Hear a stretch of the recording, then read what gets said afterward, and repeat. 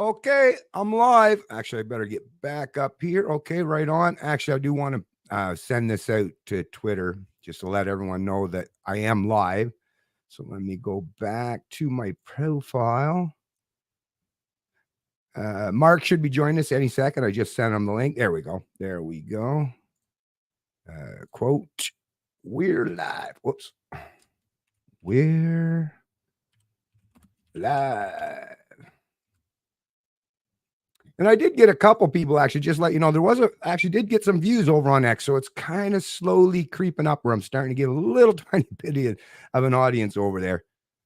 Anyways, like I say, just in the meantime, while I wait for Mark to join the stream, I am going to, here, let me just go back here, just check on all the other social media. All right. So YouTube's going good. YouTube is working. Let me check Rumble. Actually, I think I hear Mark now. So just give me 1 sec there, folks. Oh, there he is, the man, the myth, the legend. What's going on today, Mark?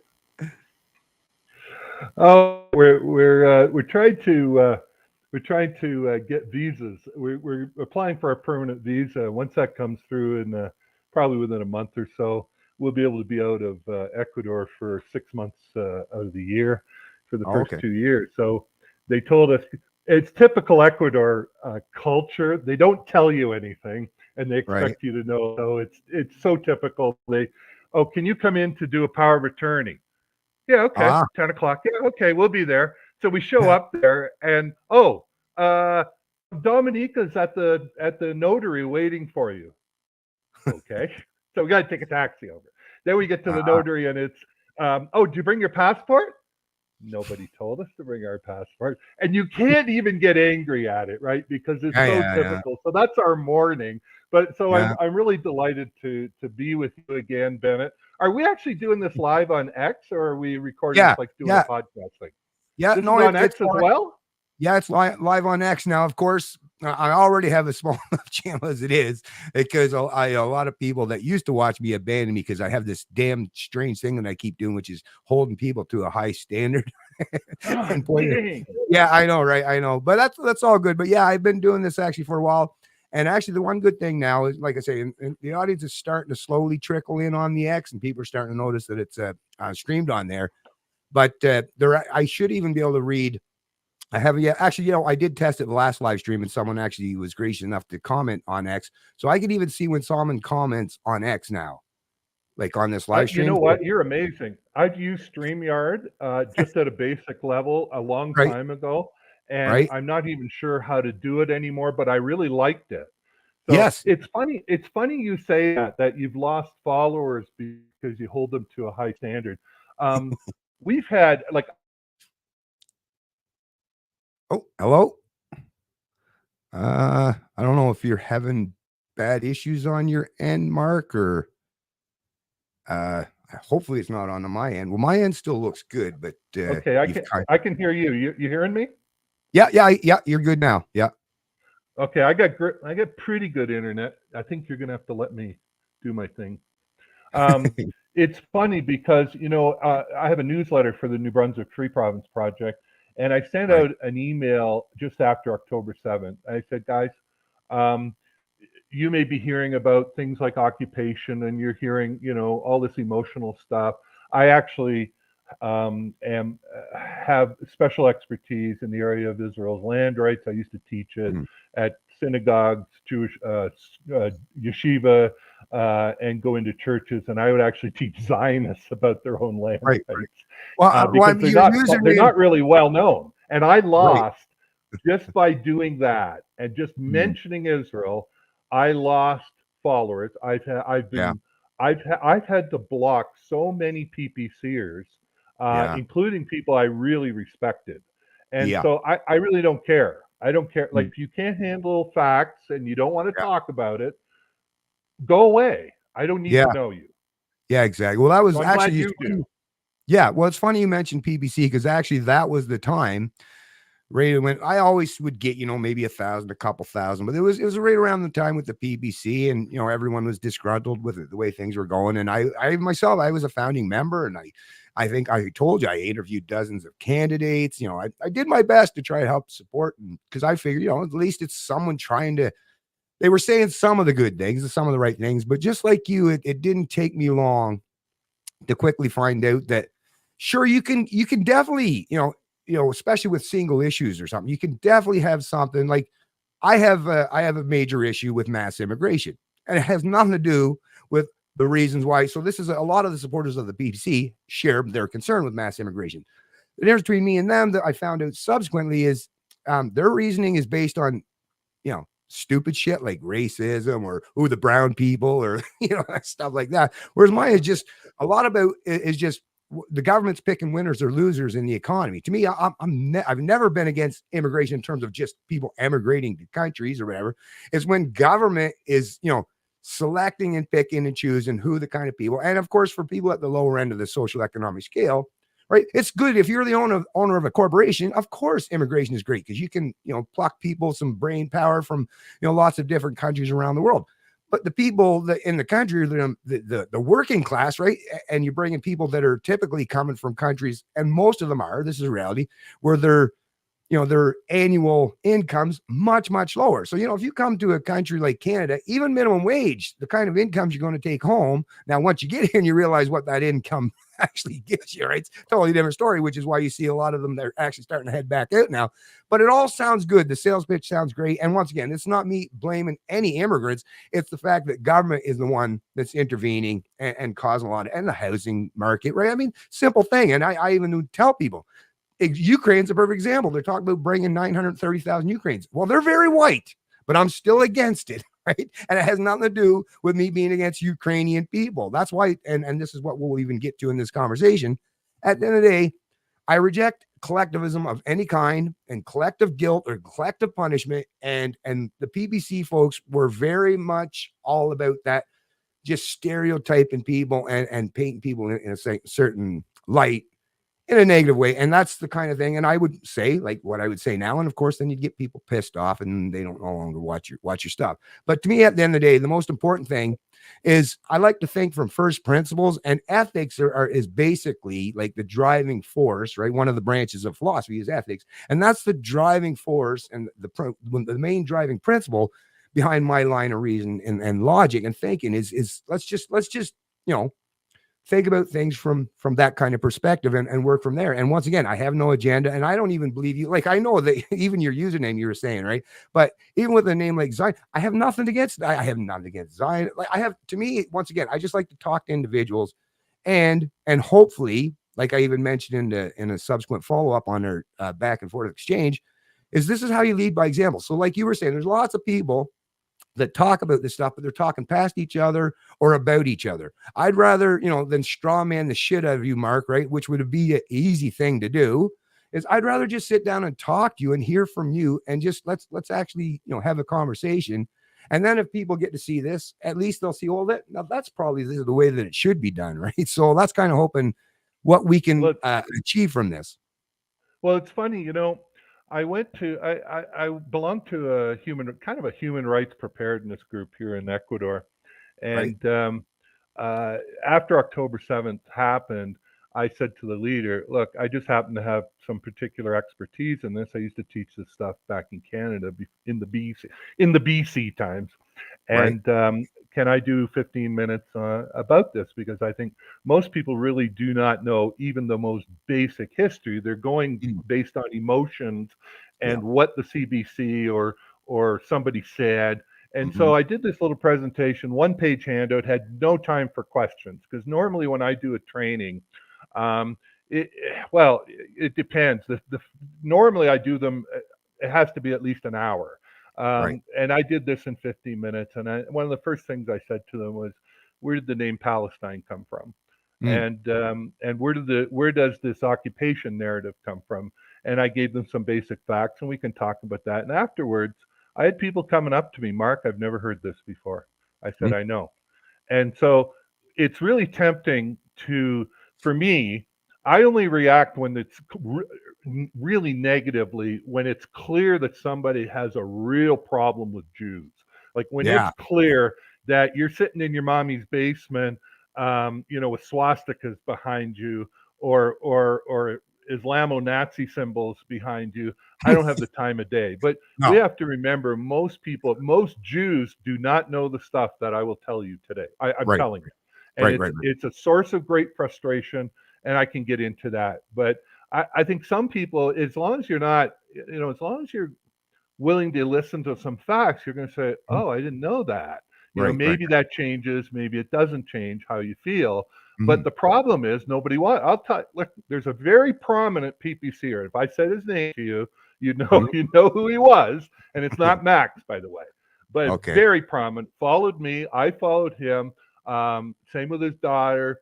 And he started putting out, like 5 minutes ago, he's standing up. This is frustrating for me.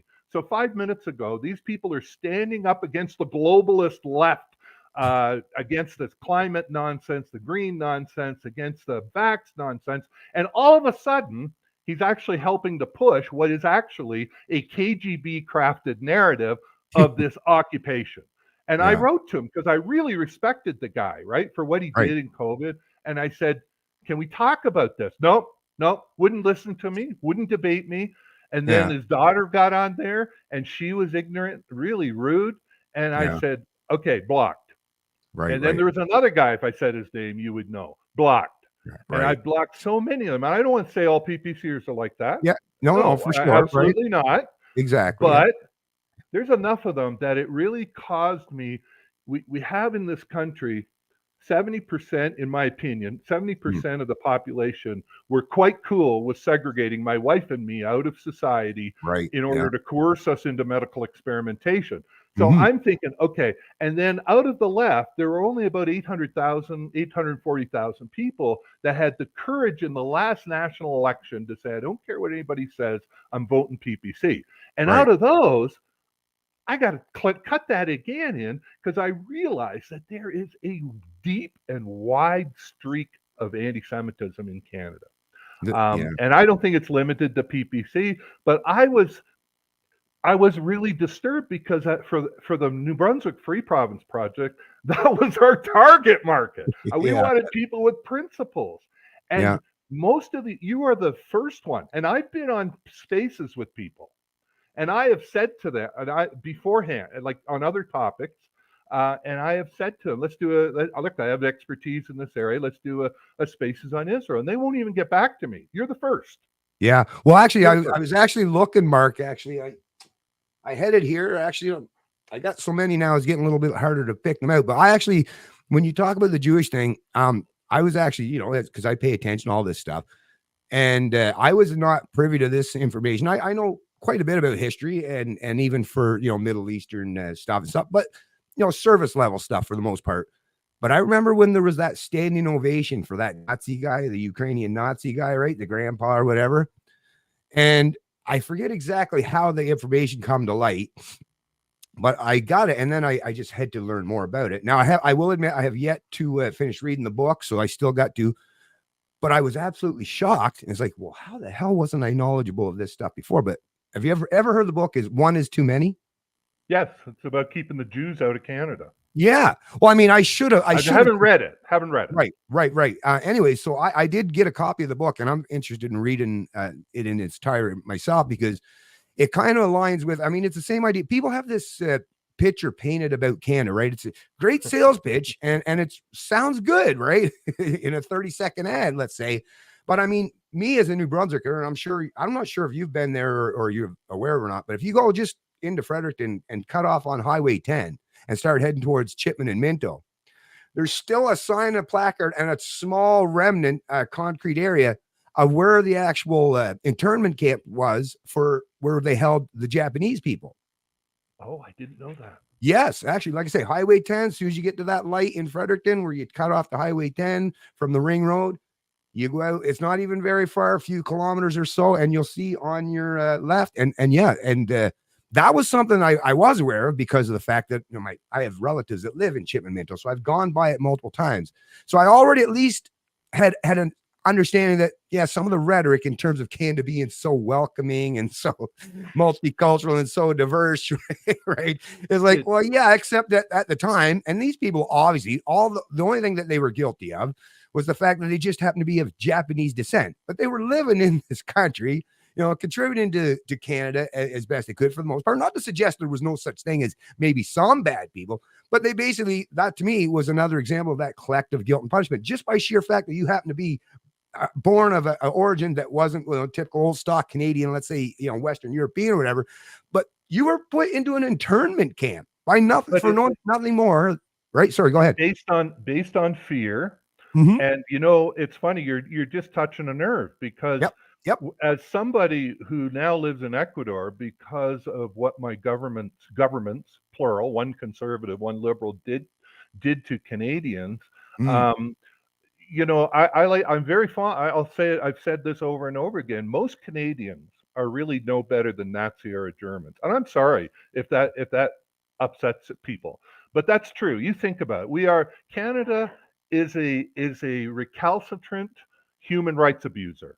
First, Mm. the Chinese had tax. Then we Yeah. turned away Jews, residential schools. Yep. Then we got Japanese internment, and then we decided to coerce and segregate and dehumanize people to try to force them to enroll in medical experimentation. Okay. Right. Now Right. we have this rampant Jew hate going through the country, and we have Jews again being terrorized in our country. And Mm. this goes to your very first principle. Right. I mean, we're so insane. Ethics, Right. fundamental values. Okay, I have Right. fundamental values. And if we had, how I knew that the COVID stuff was fundamentally wrong? Because Mm. it violated every ethical code in the Right. books. Okay, Right. all Right. you had to know was Nuremberg Code, Mhm. and that should have stopped you. All Yes. you Yeah. had to know was thalidomide, and that Right. would have stopped you from trying to vaccinate pregnant women with an experimental drug. Okay. Yeah. Yeah. Every single thing. Same in Caledonia. I spent years in Caledonia, arrested 5 times, defending the Charter of Rights. And the people paid big money Mhm. to protect our rights are the worst abusers. The Yeah. cops, the even the medical profession threw away all its ethics, and you Yep. have the government, the politics, and same in Caledonia. And I Yeah. would get up. I'm ex-Canadian Forces. Right. I served my country. I was also a peacekeeper.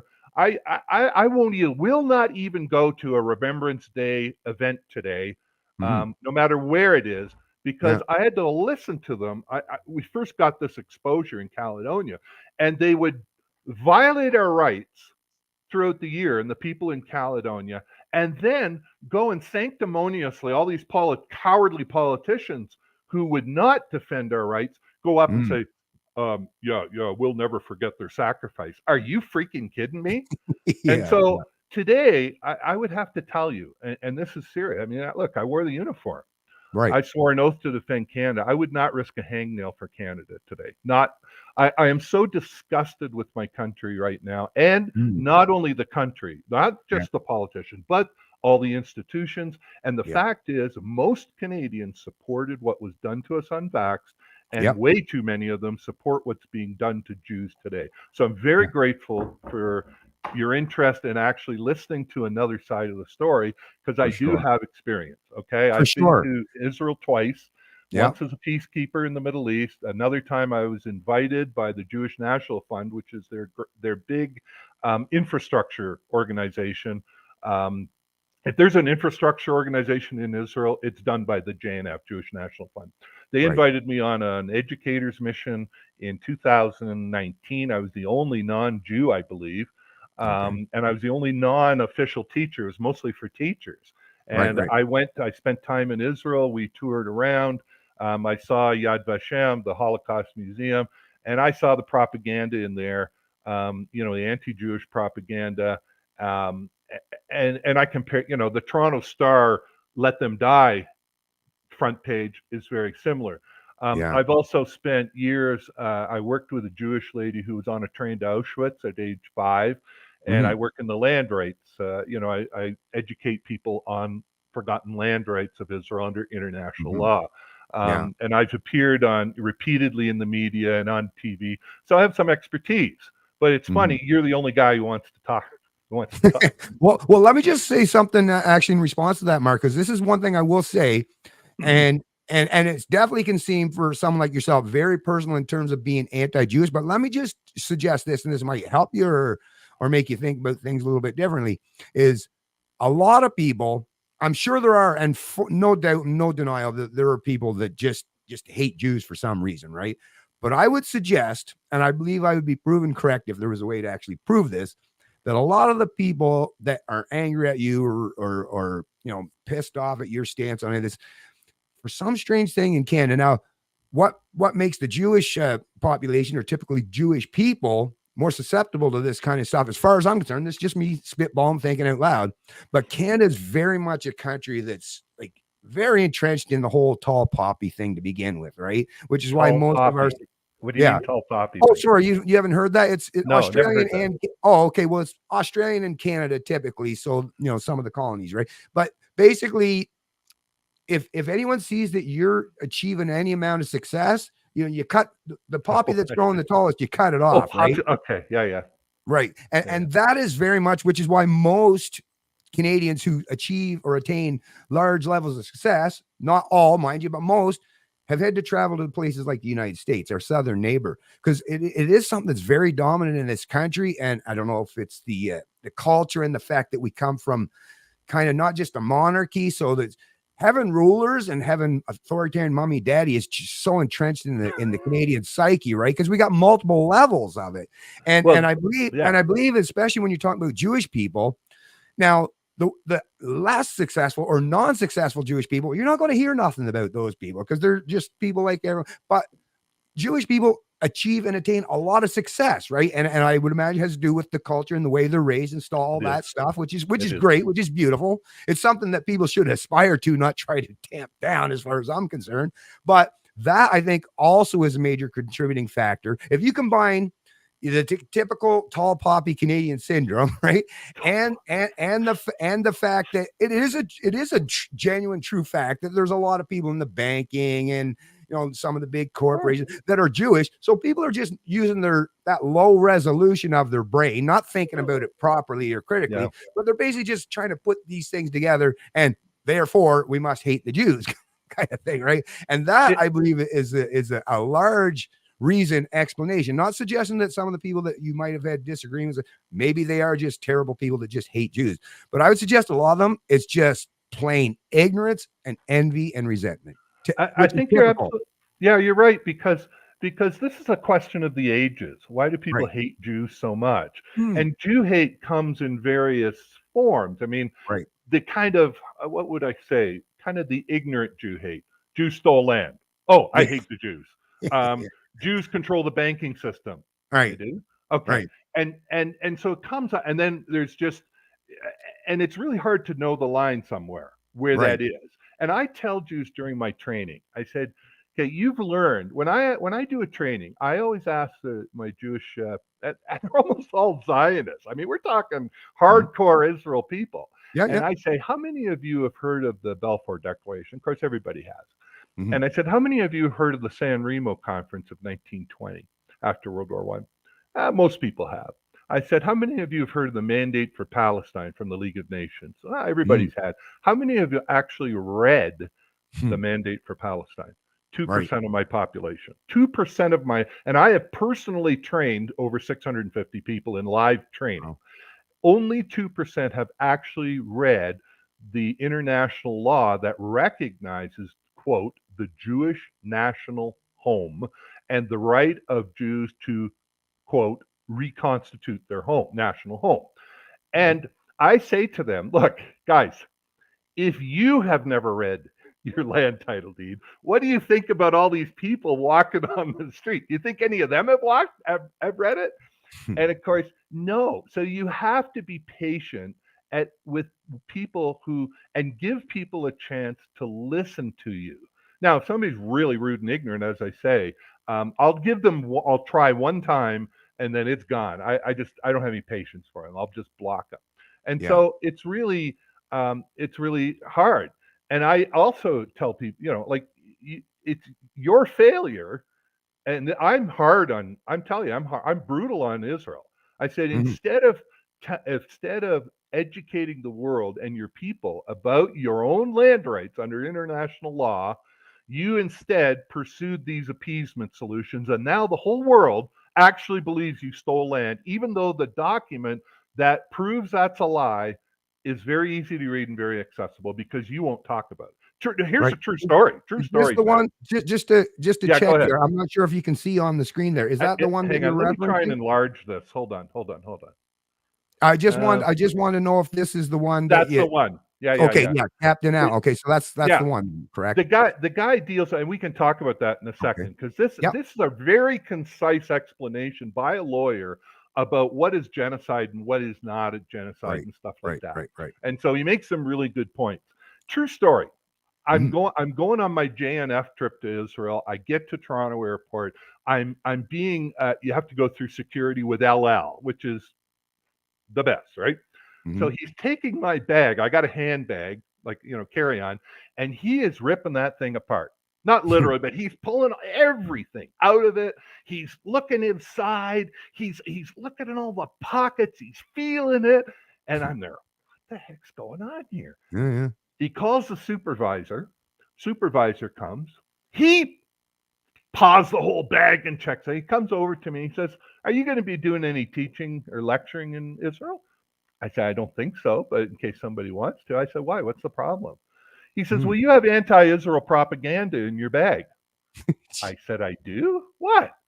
So he pulls out one of my training booklets, because I brought about 20 of them to hand out. And right Right. on the cover of my training booklet is the front page of the League of Nations mandate for Palestine. So Uh, think this senior security guy from LL did mhm. not know that the mandate for Palestine by the League of Nations was his country's modern land title deed. I had to Yeah. give him a mini course in 10 minutes. The Right. plane's waiting, right? Right. Literally Right. waiting. And Yeah. and so we parted friends, and he was very grateful, and I gave him a copy. But it just shows you the level of ignorance that's out there. It's hard. You really can't get angry at people for not knowing the stuff we're probably gonna get to today. Right. Can't Here's get the angry. thing. You can't really get Yeah. angry. Well, I just want to point this out, and hopefully it's not a disappointment for the viewers and yourself that we're maybe hoping to get some, some good stuff here in terms of the kind of debate and points that we were both going to make. But I'm just going to let you know right now, like, is in terms of these declarations or anything, that is not even none of that is actually of my concern. It's not my area of expertise. And I, even just as a person who grew up as in a Christian household and a Christian family, it was just in reading the Bible, my grandmother, my aunts always read. Yeah. It's just as common knowledge as breathing in my household and in my setting that yes, of course, it's Jewish people. That's Israel Jewish. Hello, like it's just as normal, like I say, as breathing. And there was no one that I ever grew up or knew that would even suggest or deny that.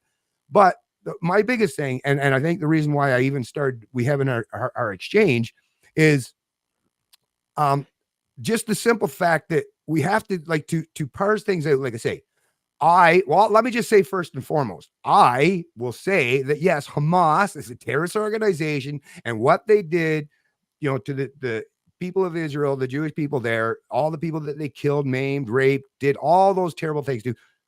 There's nothing good about. There's nothing forgivable or good about what that happened, and I condemn any and all of that.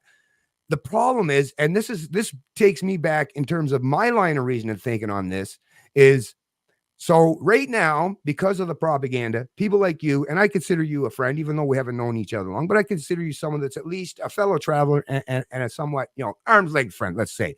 But to me, and what Ron Paul said back in the day, and this had nothing to do with Israel or Jerusalem, but it was talking about the Middle East wars. And it really resonated with me. I think it was even some document out of the CA that kind of come up and talked about is this the blowback, right? The blowback. And that I think is the biggest concern I have with the way all this and how people are. And I even get it. Like, of course, every time a situation or something comes up where you feel personally involved or it's something that you see yourself in, it does. And it brings us all to an emotional state. We are human beings. Well, if it doesn't, then you're a sociopath, right? So it's good that, we all get emotional, and this causes concern. But what my concern now is, once again, is I would the last thing I want to see is you or anyone else to lose any. I mean, people are already the terrible people are already going to turn against you just by sheer fact that you just have irreconcilable difference. My big Bye. right, Bye. exactly. But my concern is, yes, but what you don't want to do is even try to push away or cause people to be hesitant just by, like one of your posts where you were saying like how, like, what was it, 2/3 of Gaza, like Yeah. northern Gaza, 2/3 was destroyed, 1/3 of the south. My concern with that is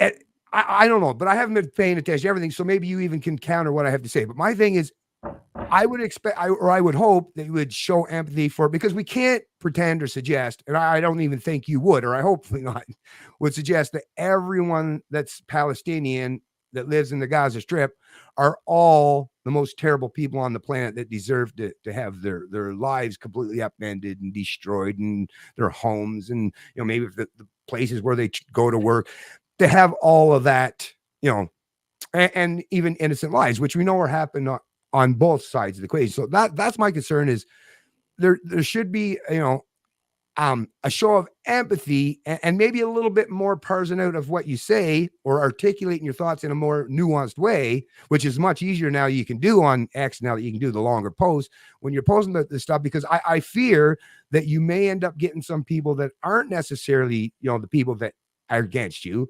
Because I will even say myself, I didn't think you came across that wasn't your best moment. You know what I mean? And that's the kind of thing for me. It has nothing to do with whether Israel should exist. I of course I believe that Israel should exist, right? That's just a fact. And I'm not even suggesting that the lines, the way they're drawn, are the way they should be. Or I'm just saying the situation that Israel finds itself in today is, you have, millions of these Palestinians in your basically backyard, right? You're all there basically in the same geographical area, surrounded by a lot of countries with a lot of hostility towards, the Jewish people. And just like with Netanyahu, and I don't know if you've heard as much, but basically now saying that he rejects even the potential of a two-state solution. To me, I think it's just like, you know what I mean? Well, I mean, well, that's what I mean. So let me ask you this, and I mean this genuinely. So here's my question to you on that. And I'm glad you said that, because I'm curious, just curious. So what do you, what can you do? Well, first, do you want to even just respond to my first premise that not all, yeah. Okay, go ahead. Well, first of all, the issue, and I think it's great. We'll do this in reverse, normally the way we'd normally do it, rather than talk about the land rights. But inevitably, your discussion is going to get back to who stole whose land, right? And right. so what's going to happen is, before you do that, we also got to acknowledge the history of all of humanity. And not the Jewish people, but all people from all backgrounds, conquest and dominating others, right? And that's not picking Jewish, that's picking everybody, white people, brown people, black people, right? Yeah. So that's where I started. But of course, okay, go ahead. Sorry. So the tweet, because what's going to happen is, I'll explain, and then inevitably there's going to be some, but Mark, it's resistance. Some people will actually go so far as to say, the Jews deserved it. And when I get people that say, well, I'm neutral, I'm sorry. If you can't condemn the rape, torture, slaughter, and kidnapping of Jewish civilians, then you are a Jew hater. I'm sorry. Yeah, go away from me. 100%. I don't want to know. And that's why I put Zionist in my Twitter handle, so that I can turn away those, like, go away. If you're a Jew hater, I'm not for you. Okay. Right. The original tweet that you took issue with was somebody had put up a video of the awful damage in Gaza. I mean, and they said, I think it was 30% of total. And Gaza's not a big place, by the way. No, I've driven through there when I was with the United Nations as a peacekeeper. So 30% of the total area of Gaza is destroyed, and probably, I think it was like 40% of 66 northern Gaza, whatever. Yeah. And my response or quote tweet to that was, the lesson is, don't rape, torture, kidnap, and slaughter Jews. Right. Okay. And so you think, and probably some other people, I have no idea, I have no doubt that other people would say, oh, Mark, that's collective punishment. You believe in collective punishment. Hmm. Which my point is completely the opposite. Right. My point is that if you don't want to have your country flattened, don't go attacking other people in wars that you're not going to win. That's the point. Okay. Right. There was a ceasefire in place on But October the when you 6th. say, look, I just have to interrupt. But when you say, if you don't want that, see, once again, that there is no you. Like, there are definitely some people who represent the you that you're trying to reference, but you can't be suggesting that Okay. all, right? That's the thing, Okay. because Well, that's a different as a topic. libertarian, and you should know because we were the minority here in our country. So as the Yeah. Yeah. libertarian that Yeah. cares Yeah. about the individual, right? Look, Is let's at yeah. least think that there's probably some, even if you consider they're a very tiny minority, right? It doesn't matter to me the numbers, but there, you got to at least expect there's some people that live in that territory who aren't, the kind of people that would be going to Look, kill, maim, or right. I mean, you there can't are suggest that they're all killers or the rapists, right? no, I never said that. No, I know. Um, Oh no, I'm not suggesting okay. you did, But but the that's why I problem say is, when you say you, okay, well, that's why. you being Yeah, Hamas, which is the government, good or right, bad, voted for or not. Yes, they were voted right, in. I right. don't think, like, I'll tell you one thing. I Mhm. do not agree with people who say, well, you voted for them. Well, look, we voted. Some people in Canada voted for Trudeau. I didn't Mhm. vote for to have the country destroyed. So I don't Right, put that on every Arab that's living in Gaza. But the right. fact is, this is a Hamas controlled area. Hamas indoctrinates their children, the school, like they're just horrific, teaching their Yeah. kids to kill Jews. Mhm. The culture is about killing Jews.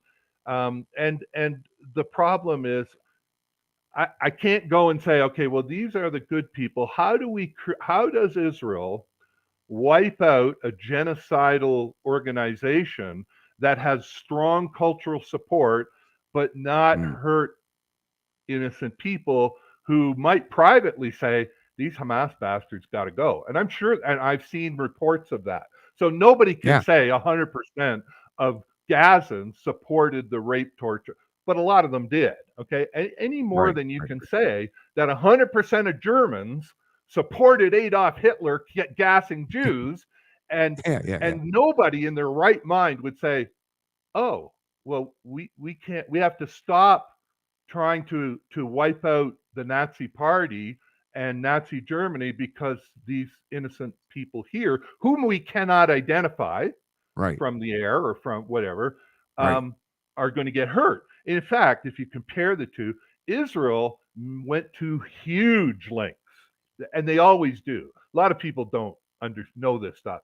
Israel drops tens of thousands of flyers trying to get people out of the area, get away from Hamas. Hamas has tried shooting them as they're trying to escape. So absolutely. So anybody who says Israel's trying to commit genocide against it's Mm. just nonsense. Okay, Right, right. Israel does door knocking. I think they drop I think some kind of a it's like an explosive, but it doesn't damage on buildings to let people know.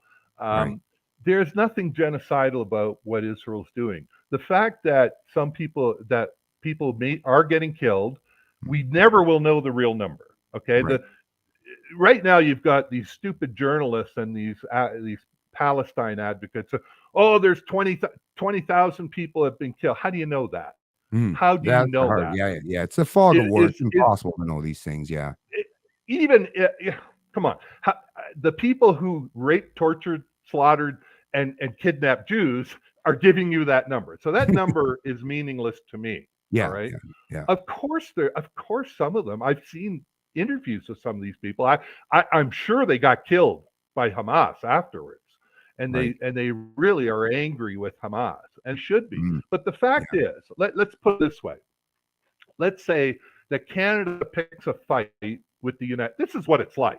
Okay, so Canada, under our what I would call almost illegitimate government, coalition government, Mm. whatever you want to do, picks a fight with the United States, Right. and we start and Canada starts sending in rockets into Buffalo and Fort Erie, and Mm. we start sending in terror squads to slaughter Americans, because Americans are evil. We hate Americans. We teach in our Right. schools that Americans are horrific people, Mhm. and we beat them in the War of 1812, and we want that land back. And now we're going to be surprised when the Americans level Niagara Falls and parts of Canada who are launching these attacks, and we're going to criticize them and say, well, not all Canadians supported that. And of course, a lot of us wouldn't have supported Right, that, right. but Well, that's the because by thing, Ash. virtue of our country, of being Mhm. part of this country or this nation or whatever you want to call Hamas, Mhm. unfortunately, the innocent people are going to suffer despite the best efforts of Israel. And as a Right. Christian, Yeah. all innocent life is precious. And Right. I believe in forgiveness, but you Right. have to Yeah. repent. Yes, And for sure. so we may get, okay, I hope that what will happen is nothing was going to change in Germany until the entire Nazi structure was completely destroyed and the country was destroyed. And out of that was born something new and better. We can argue about the EU and Well, Germany when and you say the different things. structure, though, what can you actually define what that means when you say the structure? Because as far as I'm concerned, all ideologies, including the Nazi ideology or the Hamas ideology of being anti-Israel and believing they shouldn't exist in that particular part of the world, that's up here. That's the only structure that needs to change is what's up in here. Like the building, like my perfect or my example of terms of talking about the destruction of Gaza. Like we're talking about buildings, water pipe, whatever, electric grid, what like those things, right? Aren't the people, they're inanimate objects. They're How do they're you things. reach the people? Tell me how you reach the people, the We'll see. bad people who are firing at you from those Well, I'll tell buildings you and how I launching would do rockets. it. I'll How would tell you, you if do it? I was Netanyahu, what I would do, knowing that we have access to some really top notch, we're talking about Israel here. We're not talking about a third world country. You have some of the best in terms of the spy apparatus of the state, in terms of well trained men and women that really know how to use their weapons. And it was to me. So let me see. So this is kind of going to tie into what I was saying about the blowback. It was the same with when U.S. went and attacked Iraq. Of course, if you had have just went after, you know, the people who supported the Al Qaeda or anyone, whatever country they were in, well, a lot of people, even some of the people in those countries, would have been cheering you on. At least the ones that weren't, big friends of Saddam or whoever hell else other dictator we're talking about. The problem is all that collateral damage, a million plus people, you actually end up in the exact opposite in terms of if your strategic plan is to make Israel less of a place in terms of having to worry about constant conflict and external intervention into causing more harm to the Israel people. To me, it's like go after the actual people who did the actual thing. And I think you end up with a much, much larger amount of people on not just in your immediate geographical area, but on the entire planet. They'll be like, yeah, no, I'm completely, and for me, I'll just speak for myself. I'm 100% support of the Israeli, even just the Israeli people. If they want to pick up arms themselves and go after the people that actually killed, their family members, whatever. I mean, of course, you might want to do it in an organized way, but you know what? If you can, right? If someone kills you, you have the right to defend yourself and to make sure there's no potential of that person coming back afterwards and maybe coming after you. So 100% with the retaliation in terms of going after the people. The problem that I see, and which all ties into this blowback thing that Ron Paul talked about a lot, is you actually create. So even if you destroy Hamas, let's just give the Israeli government and their personnel the better they do, and they can weed out basically almost every one of them. But as far as I'm concerned, which is what happens, I think you're just creating more of them, right? You're just because now you're going to have people who, let's say, I'll just use myself as an example. If somebody like that example you said where the U.S. and Canada, right? So if the U.S. bombed, Ontario, and I've got relatives and the wife is, and some of that collateral damage is, my wife's brother, right, or my wife's parents, or a best friend that I had in. Yeah, I'm now all of a sudden I'm starting to get to be anti-American, right? Whereas I never, ever, ever, ever would have been anti-American, especially even if America went after like the idiots that targeted them in the first place, I'm still with America right there. I'm like, fuck, I'm right with you guys, right? Go after these assholes that tried to attack you, because I don't care what people's lines draw on the map. That, to me, it's not about that. I perceive as human beings, as individuals, right? And to me, like I say, for me, this is me actually showing care and concern for not just people like yourself, but even people in the Jewish community overall. Is at the very least, you don't want, to make situations any worse than they already are, or to give your opponents an excuse to recruit. That, to me, I would never want to give that to my opponent. Well, first of all, I'm a practical guy, okay? Right. And I can promise you this: if there's a way for Israel to eliminate Hamas and all its terror tunnels, which are more expensive than the London Underground, I just read that yesterday, from which they launched a lot of these attacks. And you can do that and only hurt the bad guys and not cause any destruction. I'm sure every military strategist in the world would like to hear the plan for that. Okay. And unfortunately, we live in the real world. There had to be a ground invasion, and you can see that every mosque, every school, every hospital was being used as a military hub, which is a war crime. Okay, just doing that is a war crime, and so there are very, I would venture a guess that there are no innocent buildings in Gaza. They don't blow them up just for the hell of it. They blow them up because they're being attacked, and at some level, you just have to do that. I mean, I think about New Hampshire. Let's say New Hampshire votes to secede. It's surrounded by Maine on one side, it's got Massachusetts on the other, and all of a sudden, these two Democrat states start lobbing missiles and start slaughtering, free staters. There. What, you're just going to take that? Well, Israel's taken that. I mean, if you understand the history from the moment that, well, it was before that, even after the Mandate for Palestine of 1922, the Arabs were so upset, they caused the British so much trouble and committed so much violence against the Jews that the Jews had to respond. But I mean, we hear, well, the Jews started this terrorism and with the Irgun and the Stern Gang. Well, you have to understand the history. The Brits were under an obligation, a fiduciary duty to help Jews back to their homeland of Palestine, Palestine was always the home of the Jews. And we can talk about where that name come from and why. But they were under obligation under international law as the mandatory power to help people get in.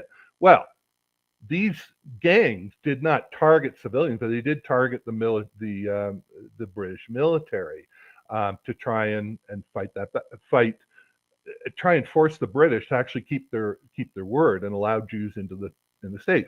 So many Jews. I mean, really, if the British had kept their promises under international law, a lot of the people who died in the Holocaust might not have, because they could have gotten out to Israel, but they were kept out of Israel by Great Britain. That's a whole different topic. But what I'm saying is, from that point on, all along, the Arabs have continually launched genocidal attacks against Israel. Okay, in the War of 48, which was the War of Independence. Okay, but can I just interrupt real quick there, because you used the word genocidal there, and that's the part where, like I say, and I wouldn't use it for either side, for the sheer fact, because, well, I mean, I don't even know how that is even a feasible even. I mean, sure, I'm sure some of them might dream about that, right?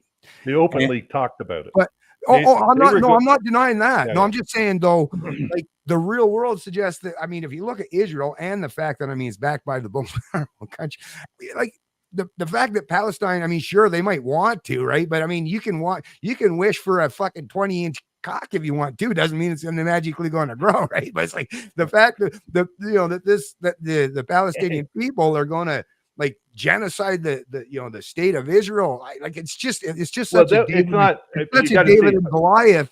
It was David and Goliath back in 48. So in 48, after the UN partition plan was rejected by all the Arab countries, completely rejected, even though it was illegal, and that's a whole other topic itself. Even all of the other countries invaded this little brand new Jewish state as soon as they declared independence. And they were openly saying this will be a war of extermination. So until Oh, yeah. 1964, the Arab plan was to exterminate the Jews and drive Right. them into the sea. And the Jews managed to stave that off. So it's always Mhm. been a plan Mhm. of genocide. You know, I've talked to so many Jews during my work here in Canada, in Israel. I Yeah. haven't met anyone. I haven't met a single Jew yet that Yeah. actually wishes any harm on the Arabs. All they want to do is Right. live in peace, but they Right. haven't been allowed to do that. So in 67, they get invaded by all these armies again. Mhm. Israel prevails. They wipe out the Egyptian army. Yeah. Yeah. They prevail. They're legend. Then in 73, another war of genocide that they were trying to exterminate the Jewish state. But in 64, something happened that was far more damaging. And Right. that was when the KGB helped Yasser Arafat establish the Palestine Liberation Organization, which is the preeminent terror organization started it all. And they Right. crafted, this was the really worst part. They Right. crafted this stolen land narrative. Oh, Mhm. they've crafted this stolen land narrative. And Yeah. along the way, instead of standing up and saying, look, here's our land title deed from the world, from the League of Nations, 1922, they're saying, well, Mhm. let's try and make some peace. And they made concession after concession. And so, despite that, they were always rejected because you Right. have to understand something. This people really. I've had training in Islamic doctrine from a former Sharia courts judge who's now Okay. Christian. Okay, he goes by the name Sam Solomon. Okay. Read the Hamas charter, especially the Right. original version of it. Right. All peaceful solutions are rejected. Yeah. It is by jihad only. And further down, I can't quote you the exact article. I used to be able to. Further down, they talk about any land that was once conquered by Muslims is a WACF, WAQF or WAKF, depending on how you want to Right. spell it. A Right. Right. WACF is a trust for future Muslims. So when the Muslims stormed over North Africa and went into Jerusalem and took over this land and Mhm. conquered it, colonialists, Right. okay, Right. Right. Right. they that end is always in their mind Muslim land.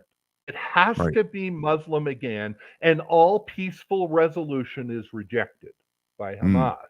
Right. Right. Okay, Right. we are talking about a genocidal doctrine put forth by a genocidal organization, Mhm. and I'm sorry, it's got to go, Yeah. just Yeah. like the Nazi Party had to Well, go. for sure. I would even suggest Hamas and the way they want to, it's kind of along the lines of the even if you listen to the terrorists like Osama bin Laden and stuff, the way they talk, they want death to America. I mean, if they would love to see America wiped off the face of the earth too. And once again, not defend them anyway, but just it's like, I mean, sure, you did, cause a lot of damage and kill in excess of 3,000 people, but I'm under no illusion, neither should anyone be, that they could ever potentially, do that militarily, and that's kind of along the lines where I'm thinking in terms of Hamas and these yeah, really really Jew hating type of people. Like I said, though now not to, like once again, this is not given, but it's just people can want things, but like I say, how I think Israel over the years, and even for people that were fence setters and on both sides, it's how they've been dealing with the situation. And I mean, if you think about it, when you have people that literally want you dead just for the simple fact that of your existence, and the fact that you're helping them in some way or doing things, like to me, there are ways that you can tamp down or try to at least reduce the amount of animosity towards the people. But once again, my concern is after the attacks, I think Israel was in now, of course, when we talk about that, we're talking about the state of Israel, right? So and same when you're talking about Hamas, I'm not talking about the Palestinian people. I'm talking about these people that are part of the state or their organization that want to be the state, that want to be the rulers of the land, right? But I think Israel was given a beautiful. So now they already have the military advantage.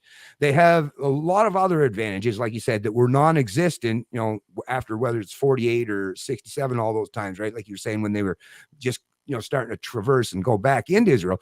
I think they've built up all of that capital, but the thing that they could have really used was the moral supremacy capital, right? That I think. That.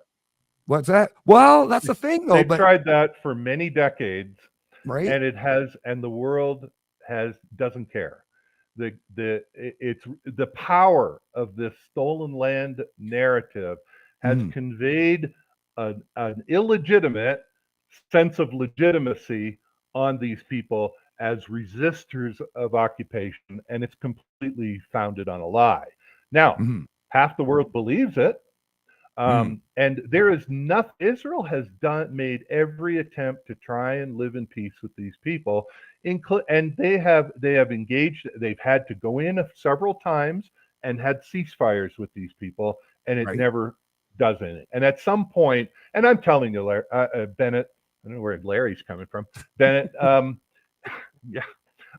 Bennett, I promise you that if you were in New Hampshire and these Democrats from Massachusetts and Maine just slaughtered your daughter and kidnapped her and raped her, you would get a sense that we have to end this.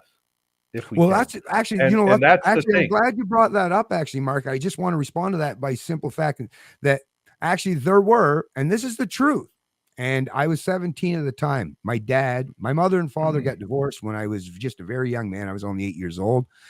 He eventually ended up moving out west for work purposes out in BC, and at a bar where he met his ultimate demise. And like I say, I was 17 at the time, already dealing with the fact that I didn't have my dad in my life. But anyways, some First Nations people from some place out in BC, they were at a bar. They were playing a game of pool. The guy asked to see my father's watch, and he pocketed it after my father was trusting enough, foolish enough, naive enough to let the guy look at it. He pocketed it. My father said, "I want my watch." But long story short, anyways, they end up kind of getting to somewhat of a fight in the bar. The bouncers kicked them all out.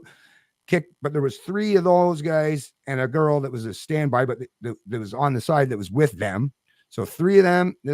And then my father by himself, and they beat him to death. They kicked your father. My father had to have. When I went to his funeral, it was a closed casket because his head was like, it was massive brain damage, steel-toed boots to the head, to the point. So believe me, and even at 17 years old, when you're young and boy, oh boy, but, and I mean, vengeance, I can see the vengeance. I can feel it even back then, how it's kind of coming back to me now. But even at 17, I don't think I ever could have convinced myself, well, these fucking I'm just going to go fucking wipe out that whole entire, First Nations community, and I'll guarantee none of them fuckers ever fuck with anyone in my family again. I just don't. I don't know what it is. I just don't have it within me to not perceive. Now, of course, I would love. I've had dreams at night of getting revenge for the cocksuckers that killed my dad. Like, for sure. Now, I'm an older man. I've a dad my own, and I've put that stuff most in the back of my head for the years. But like I said, I just don't see, and I don't understand how, like, just pure vengeance. I don't know how that actually is a benefit to anyone other than, like I say, targeting the people that actually, that I would have no concerns with that. Even with my Christian upbringing and turn the other cheek. Listen, I would never even suggest that you should just turn the other cheek when people are doing you harm. I know it's something that I was taught. It was kind of jammed in my head, but I still, even as an adult, I still have a real hard time just saying, because I don't even believe just turning the other cheek all the time. Because as far as I'm concerned, well, if you just turn the other cheek, aren't you just leaving yourself open? Well, they're just going to slap the other one then, because if there's no reprisal, then right? Am I just going to rely on that? They're just going to all of a sudden become saints? No. So I'm not even against. Like I say, that's why I think I'm fairly measured in my response in most things, because I think about these things critically enough, and I'm totally on board with going after, like I say, the people that did the terrible things to the Jewish people, 100%. But like I say, twofold, not just the ethics of it, but the blowback part of it too. I just don't see how the current strategy that's being implemented, and then backed up by some of the rhetoric that Netanyahu's doing. Now I get it, and then I get it. It's amazing. It appeals to your base. It's just like Trump when he's talking. It appeals to your base, right? And that's half of the country in the U.S. But just like with the whole thing in the world, is there's other people that, and I think, like I think what you're doing and what, well, Netanyahu and the people that are kind of using this strategy, I think it's kind of counterproductive, and it's going to be a counter to what their actual end goal is, because then forever, unless you're just going to just constantly want to live on a heightened state of alert 247 for the entirety of your life, I think that's just a terrible, terrible way for anyone to have to live, no matter what your Well, background, right? that's exactly how Israelis and Jews have been living Yeah. for 70 And years. I feel, yeah, and I 60, feel for 70 that. years. It's Like gotta be rough, we right? in our we Yeah. can have an intellectual discussion about this all you want, Right, but right, right. they actually live with it. And the Yeah. remarkable thing that I found and I know I wrote about this when I Mhm. got back, was Right. that number one, I don't see any hate in them. I'm stunned because I would probably feel very, Mm. you know, they Right. just want to live in peace, and they would like that. Now the difference between what your scenario is, you just want to go in and wipe out all these nations, because we're theorizing here because your Yeah. father was murdered by three dirtbags. Right, right. The Israelis have a choice. Trust me, please trust me. Yeah, The yeah. Israelis have the ability to level Gaza and kill Mm. every human being in the place. Yeah. Instead, they are taking, for them, very heavy casualties to go in and target the people who are shooting at them. And there's no way to do that from sitting on the side. So they have a choice. They can sit there and pretend that they had this ceasefire, like they did. They thought they had a ceasefire. And Mhm. instead, Hamas used all of that time and all the billions of dollars to Right. create a terror infrastructure. And they can do that again, and they're not going to do it again. And the Jews that I listen to, and I think it's probably pretty accurate, Mm. enough's enough. Mm. If that's what it's going to be, we're going to denazify Gaza, and they just don't give a crap what the world thinks anymore because the world hates Jews as it is, and that's how they're thinking. We're just going to live it. They just want to live it. I actually said to Jews, I said, look, objectively, Uh, Jews would be safer in Ecuador than in Israel or in Canada, in my yeah, opinion. And yeah, by yeah. the way, Ecuador took in Jews during the Holocaust, while Right Canada on. was turning them away. None is too Yeah, many. yeah. Um, Ecuador was taking them in. So Right. we got to. I mean, we live in our little bubble where, if somebody gets hurt one day and it's a tragedy. These people live with annihilation every day. Right. Iran wants to nuke them. I'm pretty sure. And Iran Yeah, would, if they thought they could get away with it, and they're surrounded by people who do.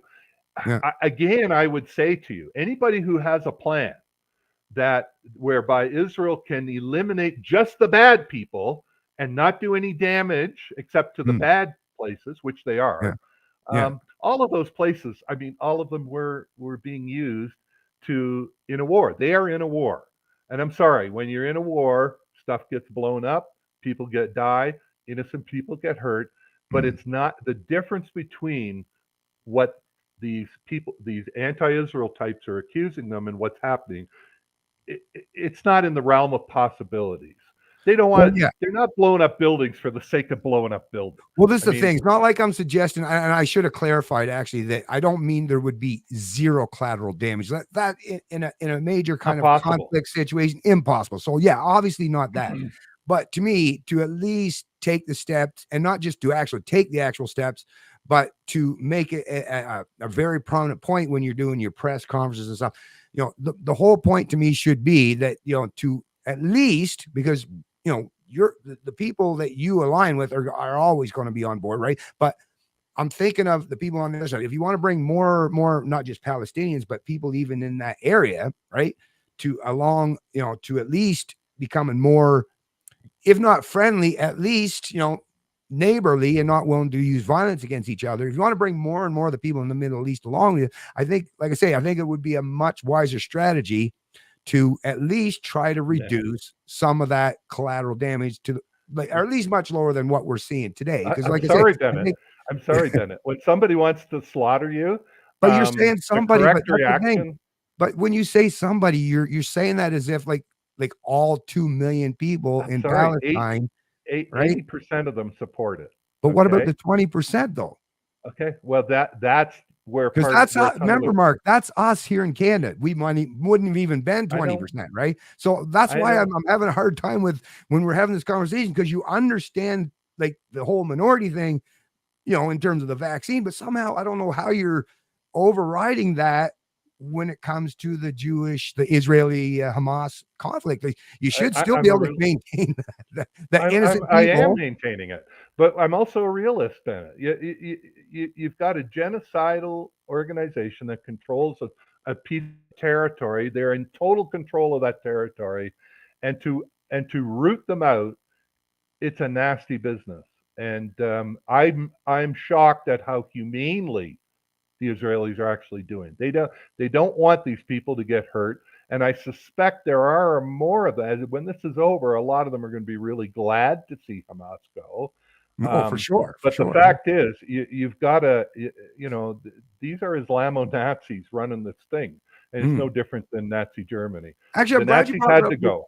Yeah, I'm glad you brought up the Nazi thing too, because actually I wanted to kind of reiterate on that. So you said early on, like they basically had to go into the Western allies. Well, I guess in conjunction with the Russians, all the Russians basically did it for different. But either way, if you say we had to route out the Nazis, I would suggest, and I think I'm pretty accurate in this assessment, is the Nazis were not actually taken out. The ones, are the figureheads at the top and the ones that were taking the Nuremberg trials, but actually a lot of those Nazis were actually brought to our countries, right? And they actually became in, high positions of power in our own countries, which is probably a big reason why Jews were not accepted in Canada, right? I would suggest there was some They were Nazis, right? they were Right? brought in. Right. I didn't realize Right. how many of those Waffen SS bastards were Mm, allowed to come to Canada.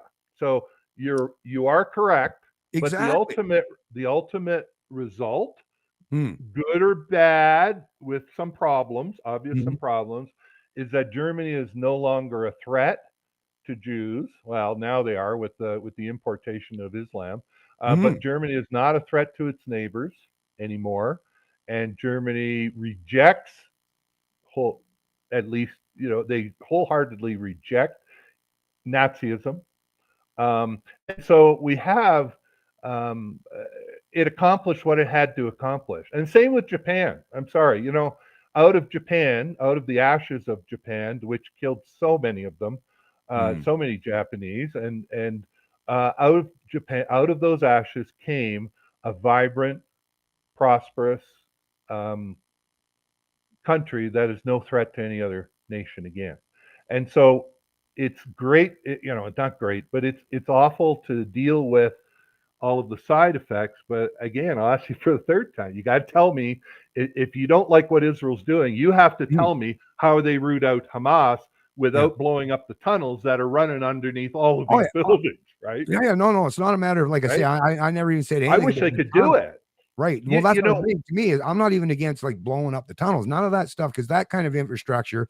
I mean, if you're it's a Palestinian that's just an innocent person who's just, whatever, living in that territory, and you have nothing to do with it, you're not going to be hanging out in the tunnel. So you're not going to be much of collateral damage if you're just attacking, these tunnels and stuff. But I mean, even just things as simple as like a hospital and stuff. Now, I'll admit, sure, right?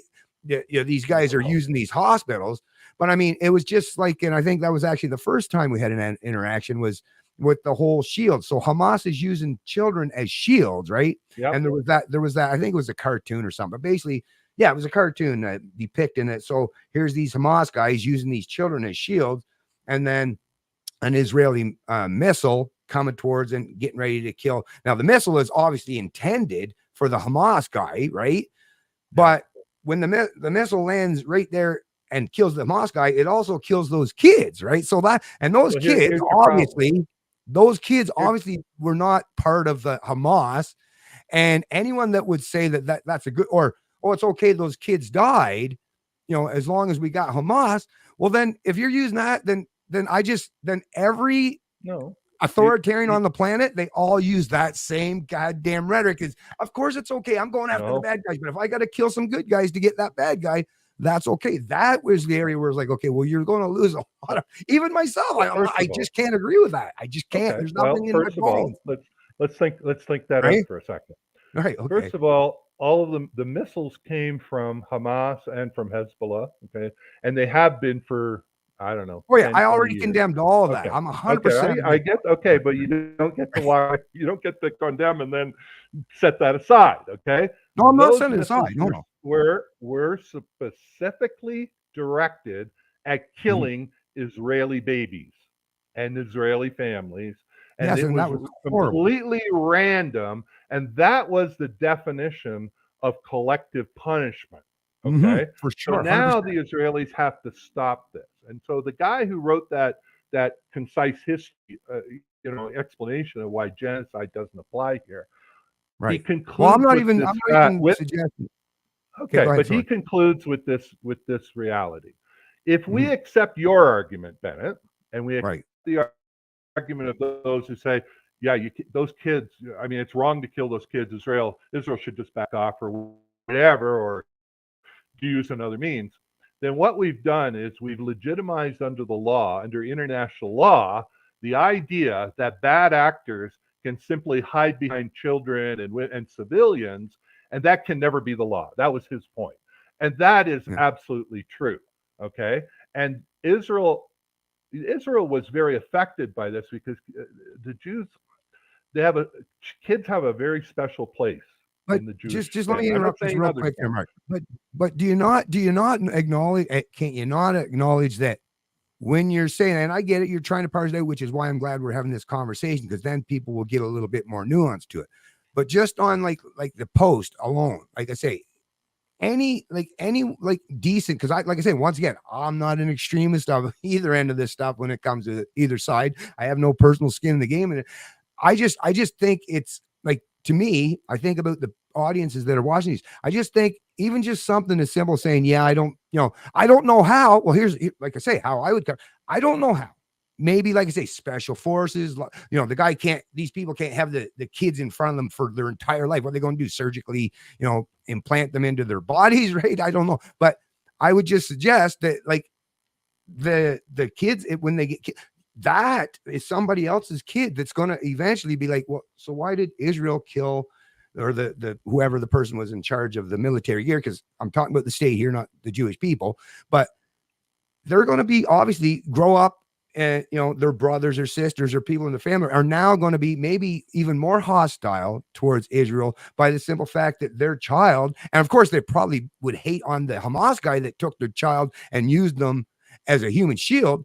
But I think it's perfectly applicable for any person to be pissed off at the fact that the Hamas guy would be such a coward that he would use a child as a human shield. But it's also pretty understandable that they might be pissed off at the person that fired that rocket, knowing full well that there were children that were going to die. That's really the only It, nuance that it comes it to was for me, is clear. just right. Even during World War II, when the Americans Mm, were bombing German installations in mm, France, there were a lot of right. French did not like what the Americans were doing. Mm, But at some point, you have to make a judgment call. Are we going to leave these people in place? Now, that's not to say that call isn't made every single day, and I've seen reports of that because I keep up on this stuff, right. where Israel will stop an airstrike, or they do their best to try and not hurt these people, and they have tried to get them a safety away from, so they can secure a particular area. Right. um, is it perfect? No. I mean, of course it's awful. No kid should have to die, but No, at the it's same terrible. time, defending yourself against genocidal maniacs Mm. is not the same as genocidal maniacs um, attacking you and using their kid. Like, that's not the same. It's not Oh, moral equivalent. To me, well, it's first principles. Yes, it all is. kids are valuable. All kids Yeah. matter. Yeah. Yes. Yes. Yes. But how are you? Again, we're going to go back to the question: Right. how do you practically do this?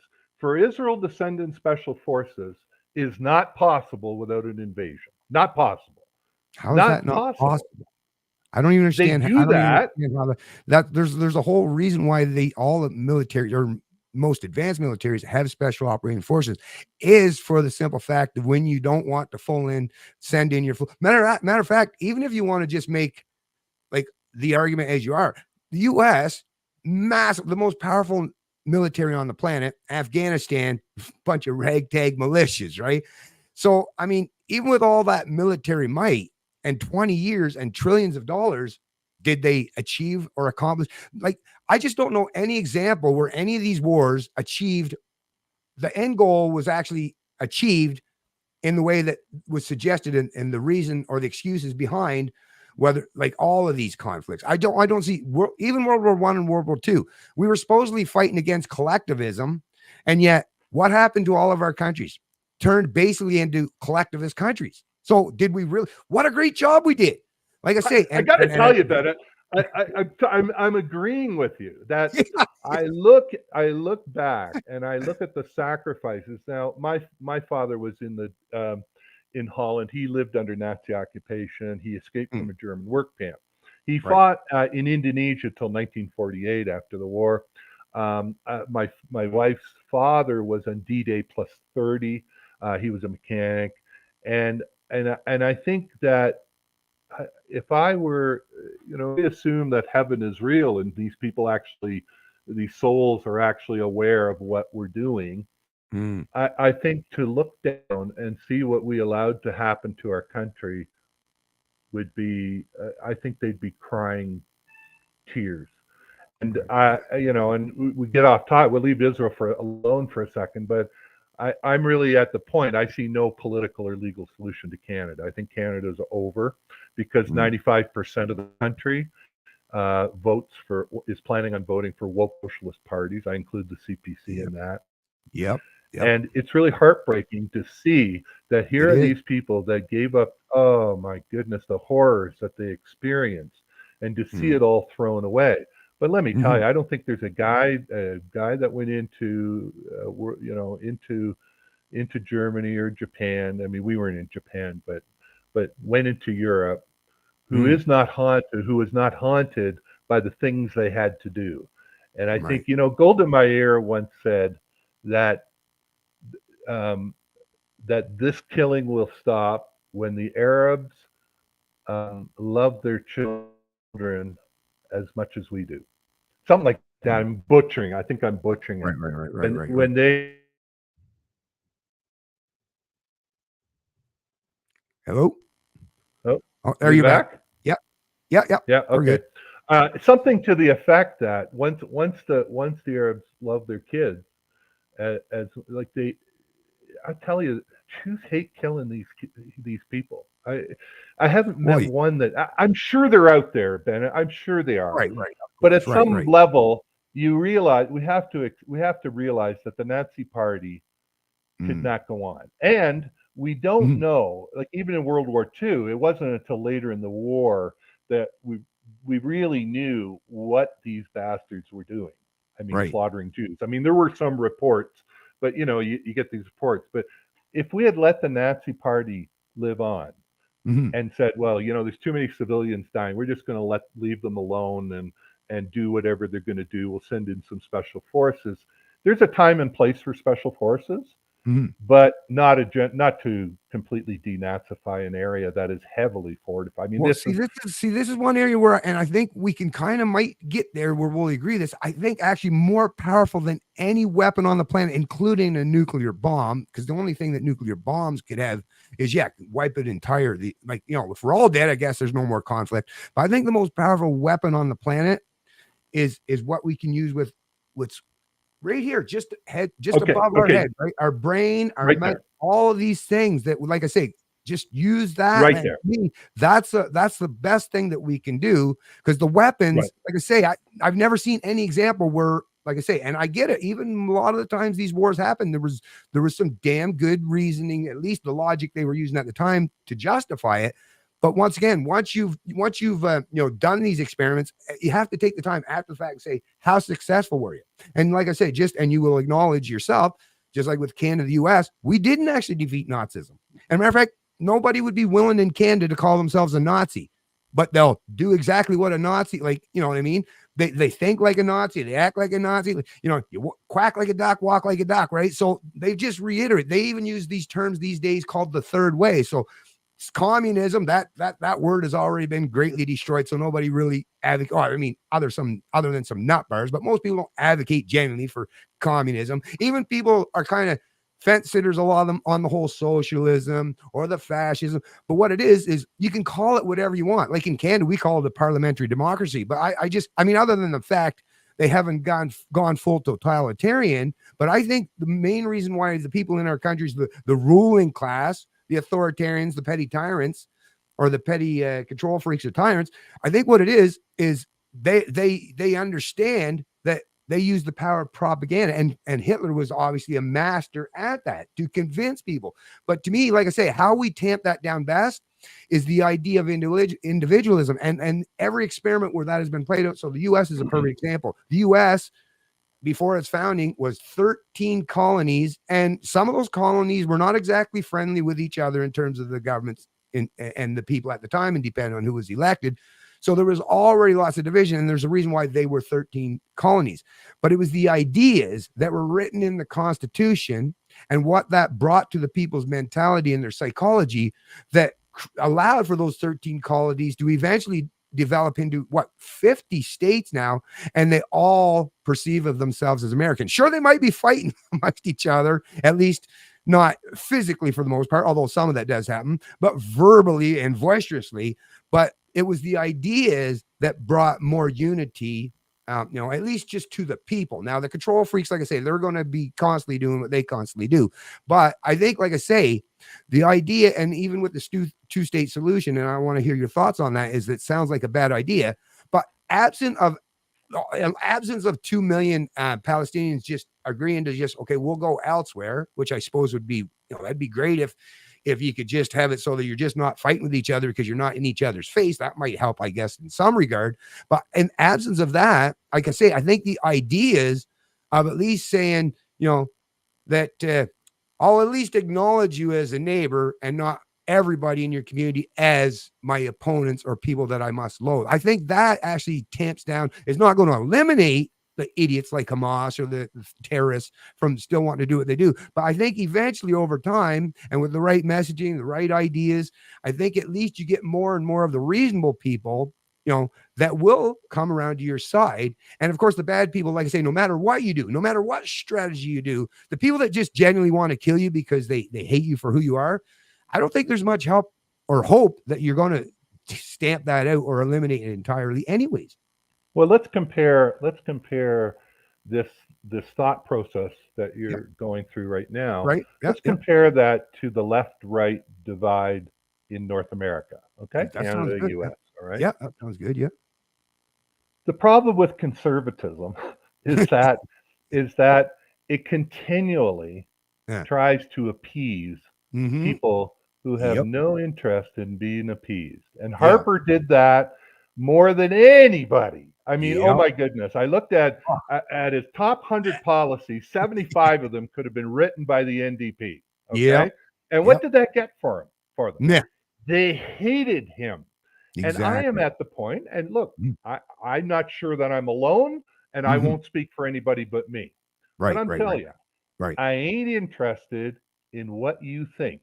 If you're trying to cut kids' doohickeys off, if you're interested in grooming my kid in the school, if you're interested in mass illegal immigration, I don't care what you're talking about. I don't care what you think of me.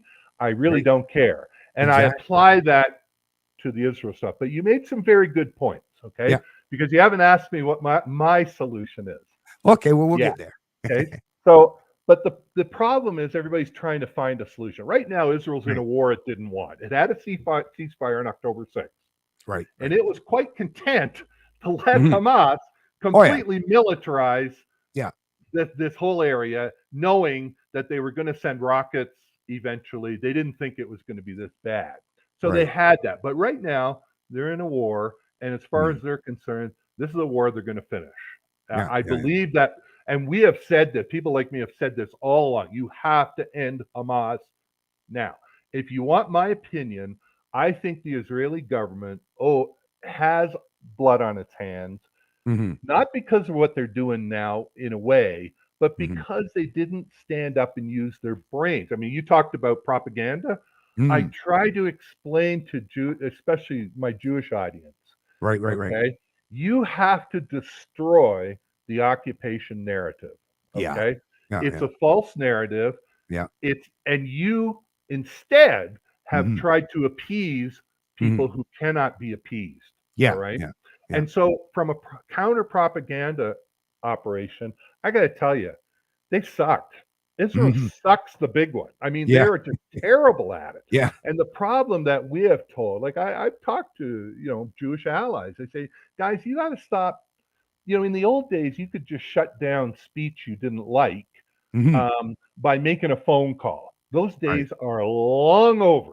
Sure You are. have to begin the process of Mm-hmm. winning the counter propaganda war, Yep.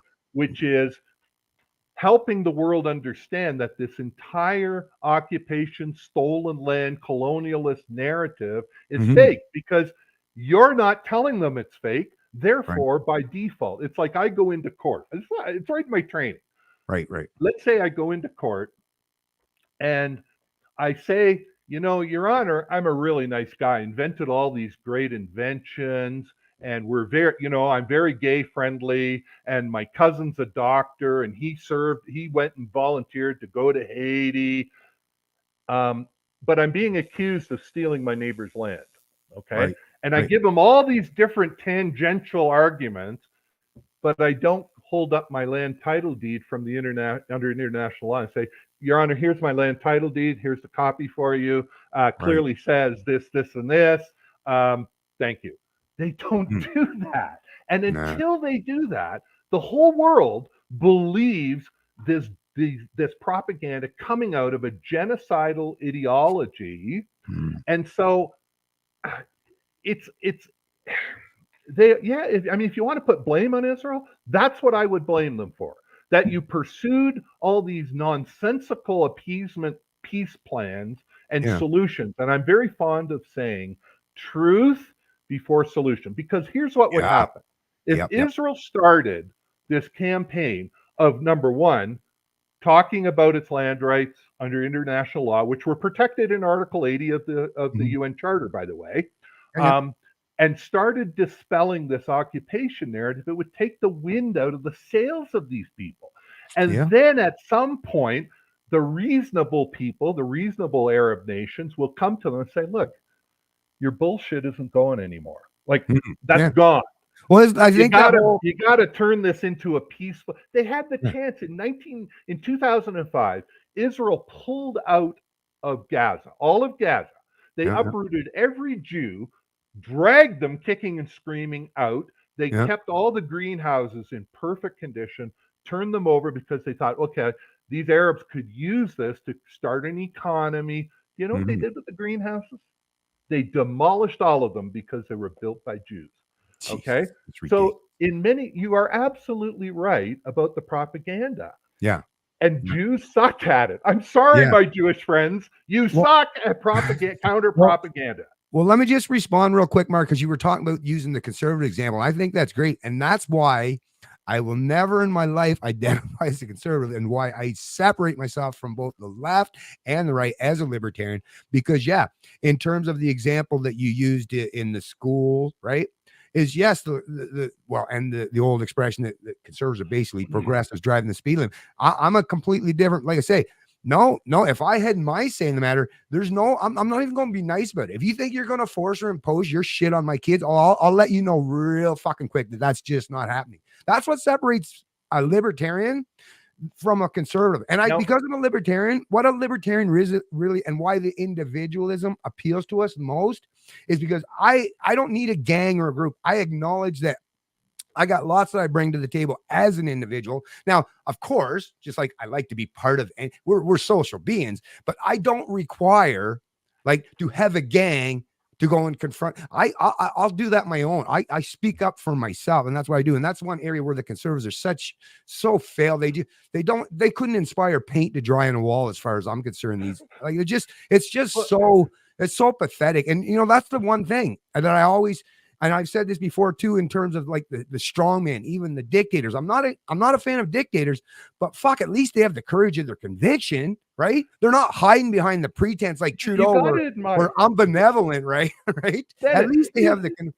Sorry, go ahead. you have to admire the Mm. leftists.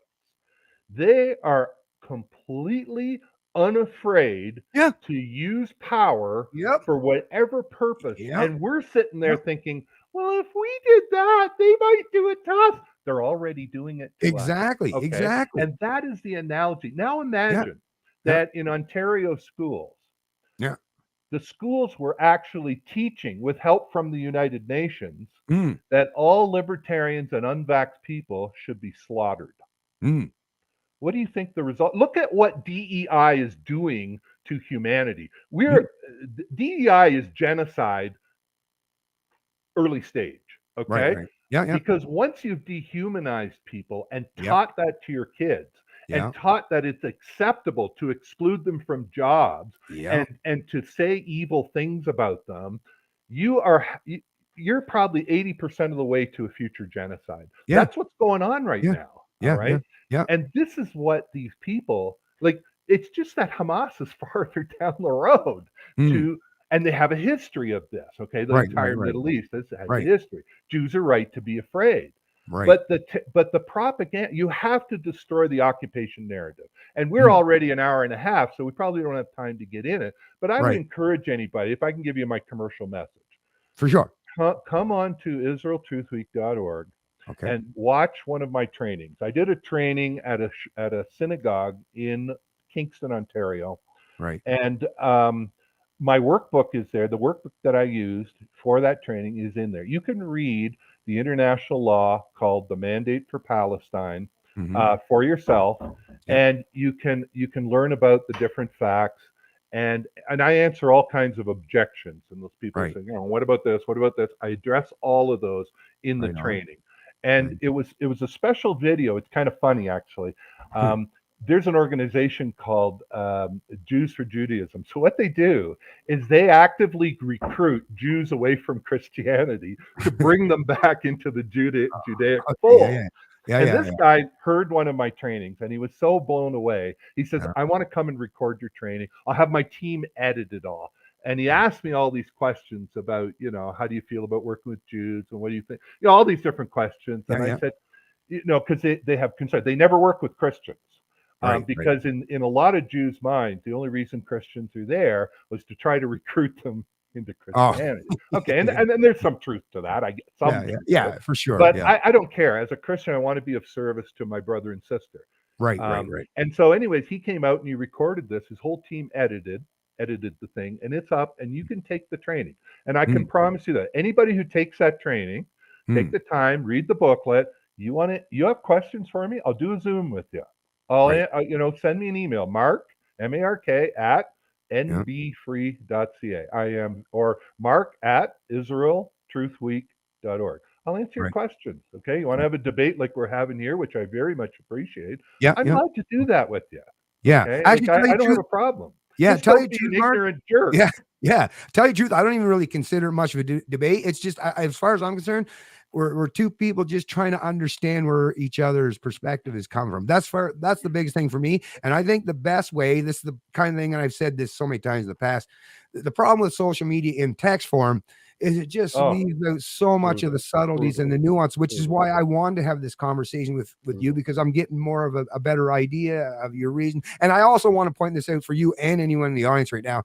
I don't know you as well as other people, but as far as what part of you that I do know and the history or the interactions that we have, I think you're a decent, upstanding man. So there's, like, once again, I don't expect anybody that's watching the show to take anything from this conversation as like there should be any hostility. Matter of fact, I just keep thinking of, no matter you're coming at it from the Jewish perspective or the non-vax perspective or just the libertarian perspective, listen, we're all like minorities in some way or some regard. And we all have the capacity to all be victims for sure and to be oppressed. But we can never forget, and this is just something that I just want to emphasize is we also have the capacity to be the oppressor as well, right? And to me, I just Yeah, constantly all the time, all what I'm doing all yeah. the time is because I recognize even in myself when I think about some of the things that people have done to me, it's so easy to go down that road of just getting Your father's story, that just, oh yeah, my I was goodness, I'm not sure how I could deal with that. I oh really couldn't. trust me, I yeah, I it's I, re- I really that would be really hard to deal with. But you oh, know what? Look, if I well, were well, if let me I just were just an to add to Arab, that though, Mark, just yeah, to add to that real quick, man, I'll tell you how bad it was at times is me, my mother and my dad had two kids, me and my brother. There's two boys. And I ended up having two sons. And the fact that my dad passed away before he got to meet my two sons, that's something that still, plays on my head from time to time. Once again, but here's the thing, I don't allow those negative thoughts. I keep his memories fresh from time to time. I'll never forget them. I'll never forget what happened. But to keep my headspace in the best place I can be, I am constantly trying to reinvent myself and think about things in the manner so that because once again, just like yourself, you're the one that's got to live in your head, Mark. And no one else. And I yeah.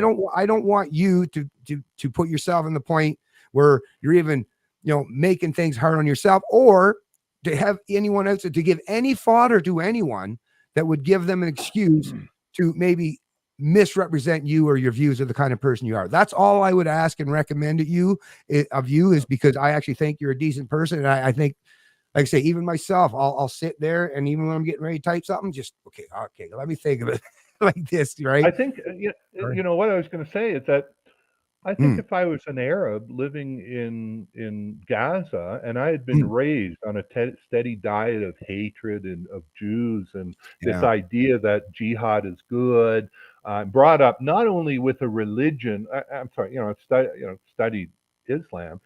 right. Islam is a very violent religion, Mm, and so if I'm brought up in an environment that gives vent to the worst aspects of that religion, right. um, I might feel totally different. Totally, I can't blame them, but it doesn't change the fact that Mm, we have a job to do and we cannot allow Hamas to exist. Now, but that's why the discussion outside of, like, it's always the people. Dr. King, Martin Luther King Jr. was criticized for being an outsider by going from his home in Atlanta to Birmingham to speak out against right. what was going on, against segregation and all the stuff that was going on there. It's Mm, and it's the same with us in Caledonia. Most of us were outsiders, the outsiders, and it's the first epithet that the tyrants will throw at you. You're an outsider coming in to stir things up. No, it's mm, the outsider that has the clear view because I yeah. don't know your hairdresser's brother's cousin who was Mm, screwed over in his mind by a native guy from Six Nations. I have right. that Right. clarity of the vision. You and I can Yeah. look at this rationally and have a Mm, discussion about, okay, well, is that actually true or not? I'm not going to convert any probably people on the Arab side. I'm just not.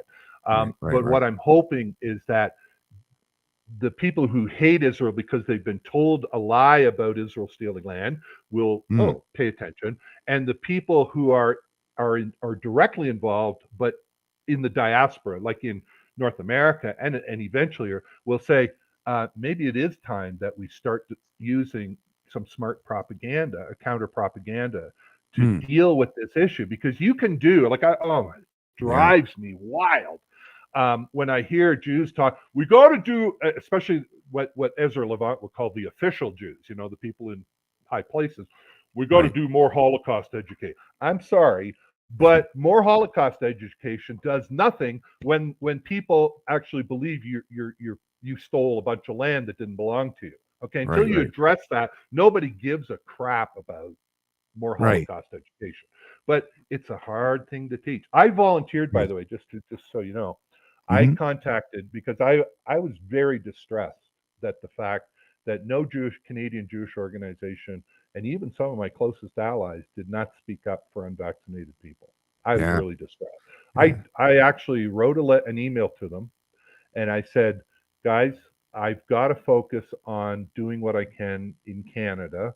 I've Yeah. done what I can for Israel. And the fact is, these Jewish organizations did not speak up for us when Hmm. we were begging, we were crying for, you know how it was, Right. Right. crying literally for somebody to take up the cause. And some of them actually said, we're mad at us, people like me who said, who compared it to the early stages of Nazi Germany, of the night, the post Nuremberg Code times when Yeah. Jews were excluded from society.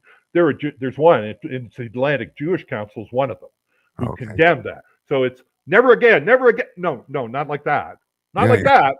that. And it really, I tell you, it was like a knife in my heart. And I Mhm. put this all in a letter, and I Yeah. said to them, it is shocking to me that a country founded and run by Jews would be so all in segregating and experimenting on human beings. I think Yeah. that is a mark of shame that Hmm. Israel did that.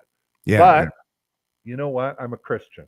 Hmm. Christ died for me Hmm. despite my sins, and I will do what's right. I will speak out against Yeah. evil, given that I do have some knowledge in this.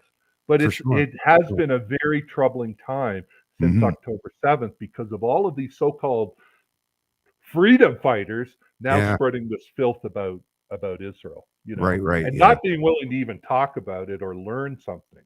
So, Yeah. anyways, Well, all this to say, well, I that just perfectly segues into to me why I think for not just the Israel, Palestine conflict, but all the conflicts on the world, and for all 8 billion people on this planet, I can't emphasize enough. And I'm so glad to see that people like Javier Milei not only got elected, but also got to go over to the WF and say some of those things. But this is just emphasized for me so much the importance of the philosophy of liberty and yeah, perceiving each other as individuals. Because even like perfect example, so your username for as long as I know you is Zionist, right? So now if I was no, someone that played or no, well on your Twitter, like it says it's Zion, CDN refugee. Oh, there's you mean the high? You can change that anytime. So okay, okay, I but just threw either in way, I see. Zionist. Oh, okay, but I just see that within your thing. But as a libertarian, I don't go by your labels, right? So Yeah, here's yeah, what it is, because there's lots of people that label themselves in myriad of ways. So what I really like to do is just deal with you as an individual, regardless of the labels you place on yourself, right? Because at the end of the day, that's what genuinely humanizes us both. And that's why I could never convince myself to hate you, Mark, because I recognize that you're just an individual. And even if we may disagree in any way, I don't think that you're a bad person in any way. And that's why, to me, the philosophy of liberty, someone might identify as someone who practices the faith of Islam. Now, if I only thought service deep on that, it's like, oh, terrorists, Islam. Okay, I just should be against. But I've met people that are of the Islamic faith. Actually, the crazy part about this, and I actually report on this here in New Brunswick, unbelievably, when the few people who started out boisterously supporting parental rights in this province, a lot of them were actually recent immigrants from Syria who were mm, standing out with white, Christian conservatives and showing, and I'm sure might have been a shock for them even initially with this cultural thing. It's like, wait a minute, I've been taught by a lot of people that I'm supposed to hate you because you're a Christian and you're supposed to hate me. But here we are. Here we are. Look, we share something in common, and it's that we don't want someone else to force their ideas on our children. And that is the thing. Like I say, it's the ideas and the live, let live mentality, the philosophy of liberty. But at the same time, this is the other beautiful thing about the philosophy of liberty is so self-ownership and property rights. Those are definitely key factors and principles. But the non-aggression principle, and I mean, because libertarians point this out all the time, it does not mean to be passive, right? The non-aggression principle just means I'm not going to preemptively use force. But make no fucking mistake, if you bring force to my table or to my house, or you're going to get it back. That's just and that to me is what keeps a lot, not going to guarantee anything, but what keeps a lot of the bad guys at bay, even in my area where people are getting stolen from all the time. The reason why they don't come to my house to steal my shit, because they know who Bennett Hunter is. They know that, yeah, I'm not going to be passive. I'll fuck you up. You come, like simple as that. So and that's to me, and that's I'm not even against Israel putting on a strong front. Like that's really important if you got people that want to kill you. But once again, I think at the end of the day, this is the beautiful thing, Mark, and this might kind of tie this up unless you want to go further with this. But I think this is the area where we both actually seem to have come to the same kind of conclusion. And at the end of the day, it's people that whether you're talking about the Israeli government, the right ideas. Now you call it propaganda, but that could work either way. Either way is the right ideas and the proper information or the propaganda, as you suggest, is not being used. And that is, like I say, that's where the most power that people possess and where it lies is in the ideas or the propaganda. And we know that because, I mean, it's not like we don't have a history of examples to prove that, right? Well, you're exactly right. Mm-hmm. Except that the counter propaganda stuff, if they had started 20 years ago, we probably wouldn't be here today. This wouldn't be happening because the world would be laughing at them. Like, what are you talking about? Here's the document. And so you're right about that. But the fact is, the best time to plant a tree was 20 years ago. We have to deal with what's today. And right now, you have hostages, you have the horrors that were done, and they're not going to let that happen again. And until somebody has a magical way to take out the bad guys and without hurting the good guys, I mean, we're stuck with that. We're stuck with that reality. But what's frustrating for me is I talked to my old allies. And I said, even though I had sent out this letter, I said, I'm done with Israel advocacy. I've done what I can. I recently sent a letter to them. And I said, look, I will come back. Can you get that, Sparky? Hang on a second, Javier. I'm on a podcast. Oh, there we go. Oh, we got towels. We didn't have towels before. we get maid service once a week in addition to in addition to our $600 a month buys includes our electricity, our water, satellite TV, internet, which isn't too bad today. And satellite TV, do you have Starlink? Not Starlink. We do have fiber optic cable. Oh, okay. Right. And it costs like $600 a month for rent, right? And we back onto the river, so life is pretty good. Okay, I wrote to them and to the key people, and I said I would be willing to pay my own way to come back to Canada. Because once we get our permanent visa, I can be out of the country. We can be out of the country 6 months. Right. And I said, if you guys will organize a cross-Canada tour so we can do the same training that is at IsraelTruthWeek.org, and we'll teach as many Jews, as many Christians, whoever wants to learn, we'll teach them about this occupation nonsense. And you know what the reaction is? Well, it's a good idea, but I don't think anybody's interested. And then they're, like, what am I supposed to do? Right. What am I supposed to do now? And there are, and I'm modest when I'm supposed to be modest. I am one of the three in Canada. I would be considered in the 3 top Israel land rights experts. There are 2 others that know more than me. One is Past, who was my mentor, and there's a guy who wrote I think it was his doctorate or master's thesis. It weighs about 10 pounds on land, Jewish land rights in Jerusalem, Dr. Gauche, and can't think of who the other guy is now. But anyway, pardon me? Howard Grief. Yeah, well, he's passed now. He was a Canadian lawyer. So it's not that, I know what I'm talking about, and they know that I know that what I'm talking about.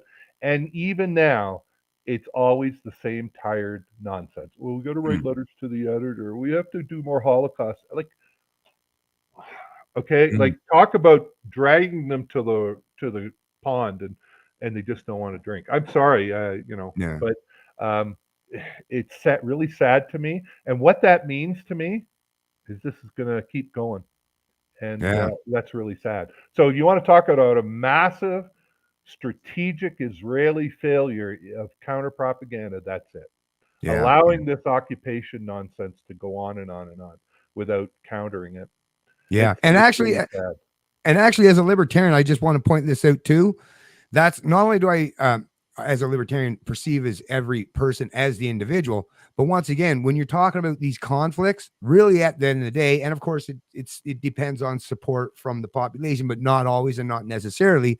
But we are talking about state imposed violence against other states typically. Now in this example, like they did kill innocent people, but Hamas would consider themselves, their end goal is the same as any other state is they're going to collectivize that land. They're going to be the rulers. They're going to dominate that particular geographical portion of that part of the Middle East.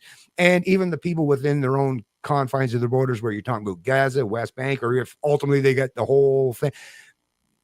Make no mistake about it, statists at the end of the day are all, no matter what they are, no matter what flag they fly, are all willing to subject all of us as individuals to their particular concept of the greater good. And that's the problem I have, because a lot of people can make that argument. The problem is we've seen throughout history and even today how the individuals, and which represents a lot of individuals, end up basically being sacrificed nonstop and continually at this altar of statism. And I think if we could tamp down that belief in the state in terms of having these authorities, which is why I think Christianity and Judaism kind of, the beautiful thing about having the God, right? That's the thing. When you have the authority that is outside of human control, then your ethics and your principles can seem at least something that's more universal and consistent. The minute you place that in the hands of human beings who are good sophists or propagandists, we've seen where they can take that. They can turn really good people into terrible people and make the othering of other people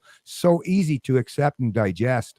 Well, it's ironic because I think if you ask to the average Jew and the average Gazan, they both say that their God's on their side. And I'm a Christian, so I mean, I'm pretty sure.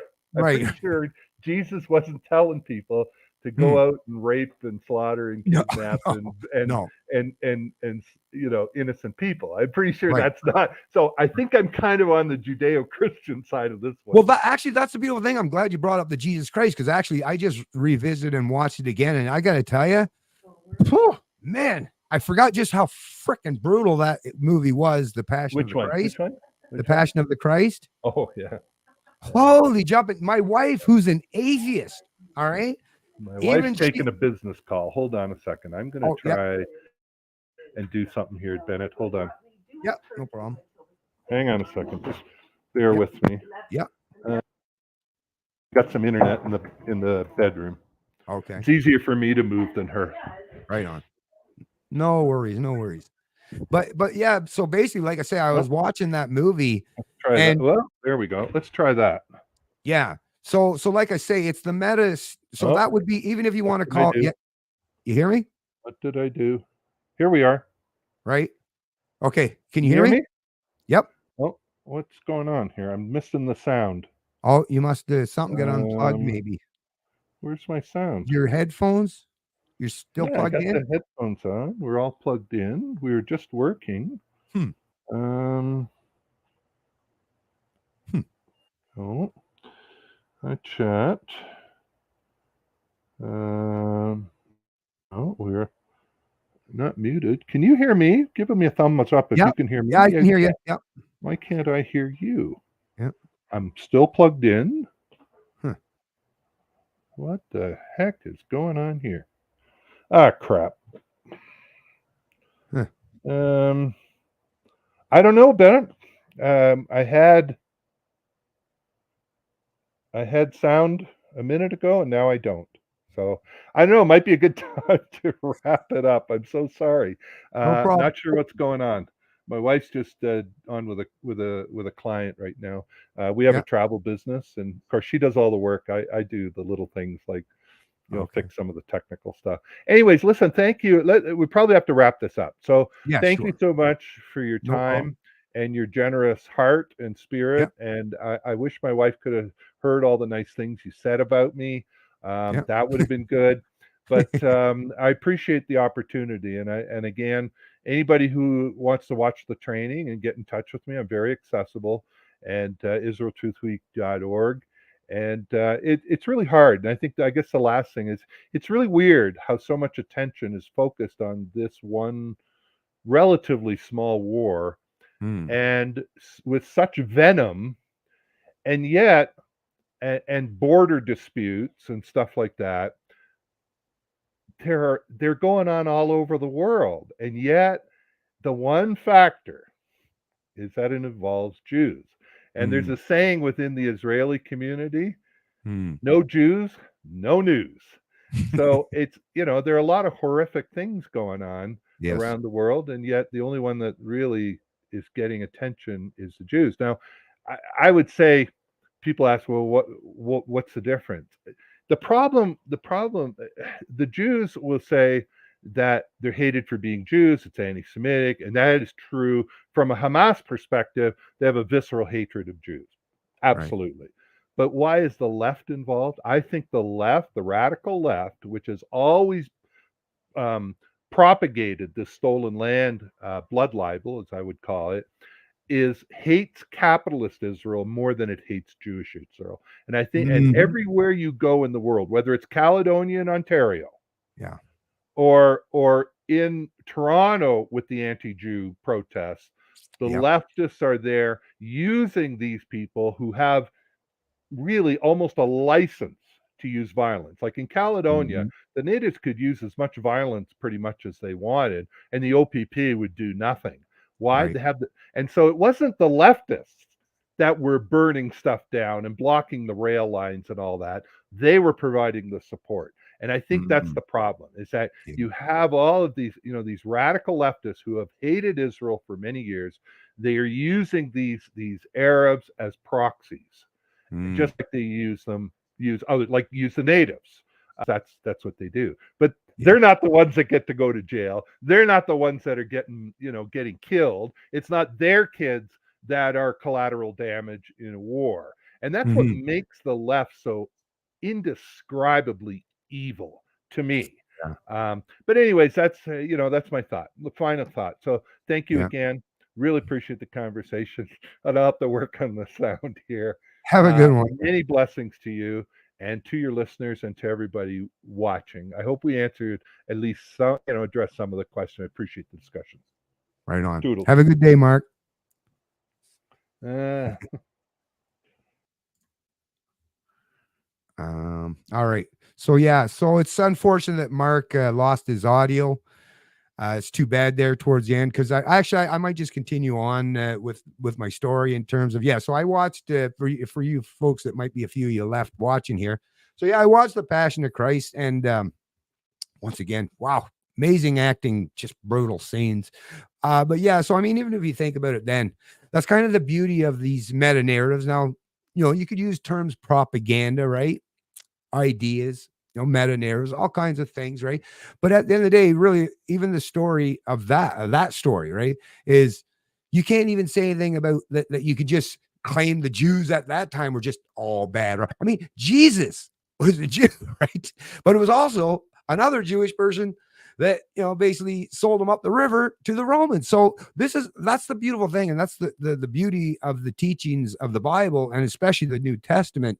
And when Jesus is brought into the equation, and which is why it so perfectly aligns with the philosophy of libertarianism and liberty, is, yes, let's just, once again, folks, let's just deal with each other as individuals and acknowledge, as individuals, we can be good and we can be bad, we can be sinners and we can be saved. So and that happens throughout the course of our life. No human being on this planet is perfect. None of us ever are. But at the very least, if we strive to constantly attain a higher sense of morality and to live our lives accordingly, so, and like I say, even myself, I try every day, and the more I do to make myself a better person, what I've acknowledged and seen in my own personal life, is that permeates and percolates out to my own family and hopefully out to the community at large. So leading by example is what we should do. And at the very least, like I say, I'm very appreciative of the fact that Mark was willing to come on here, have this conversation with me, and because it shows that we at least were willing to have an honest, good faith argument. And once again, it's not like it was finished where we both were in agreement or anything like that. But like I say, I'm not overly concerned with people who are at least willing to act actively engage in dialogue and conversation, because these are people that, once again, I don't perceive of as my enemies in any way. It's the people who are just willing to, turn their backs on each other or other people based on nothing more than a perceived difference or a perceived concept of maybe them being the enemy. Like I say, it doesn't take long to break those barriers down by doing nothing more than just actively engaging in conversation and dialogue. Anyways, I really appreciate all you folks. It's 1:58, so I'm going to tie this up. Maybe I'll just check a couple comments in here real quick. Mel Gibson is an awesome director and Christian. Yeah. Oh, wow. Right. Hence, lots of folks try to cancel. Yeah, that's true. 5x5. Oh, thanks. Thanks, Darren Chika. Really appreciate it. Just taking the mainstream, give a narrative on most. I didn't want to get too much in. Well, he's not here to defend himself, so I won't get into that, David. But thanks, anyways, man. Japan stopped their aggression after getting nuked. It didn't create blowback. Well, this is the thing, right? It's hard to say what the blowback would have been. And even when Mark brought up Germany and Japan, here's the thing. Yeah, but if you have a bunch of military bases, which, the US, which is still the most dominant nation, would these countries still be, as friendly? I'm talking about the states, not necessarily the populations, but the state actors, the ones that want to dominate and control their particular jurisdiction, right? But, if the US, the most powerful military on the planet, didn't have a bunch of bases in those countries, would they really be as peaceful and willing to just engage in trade? I don't know. And once again, we could all speculate on that because we don't know. Maybe the day will come, right, where there's no longer, a bunch of military bases in these countries. But, I mean, you got to expect at the very least, bare minimally, that alone is probably a major contributing factor and reason why, countries such as Japan or the status in these countries such as Japan or Germany haven't tried to do what they've done. They got a black eye, and the guy that gave him the black eye is still right there, right? So there's that, right? There's that. But anyways, but once again, that's you can speculate on that stuff all day. But anyways, I won't bother keeping the stream any longer. It's 2 hours right on the dot, so I'll just tie it up there now. Thanks for all you folks that did join the stream. Once again, I'm looking always to actively engage in dialogue with anyone because I think that's how we lead by example and how we kind of try to get to the point where we're talking to each other rather than past each other. But all you folks have yourself a great day. What's it, Friday? Oh, yeah. And have a great weekend. Although I will say probably before this weekend is out, I'll be doing another live stream because there's still lots of stuff that I want to cover. Anyways, have a great day, folks. It's Canadian Libertarian, and I love liberty.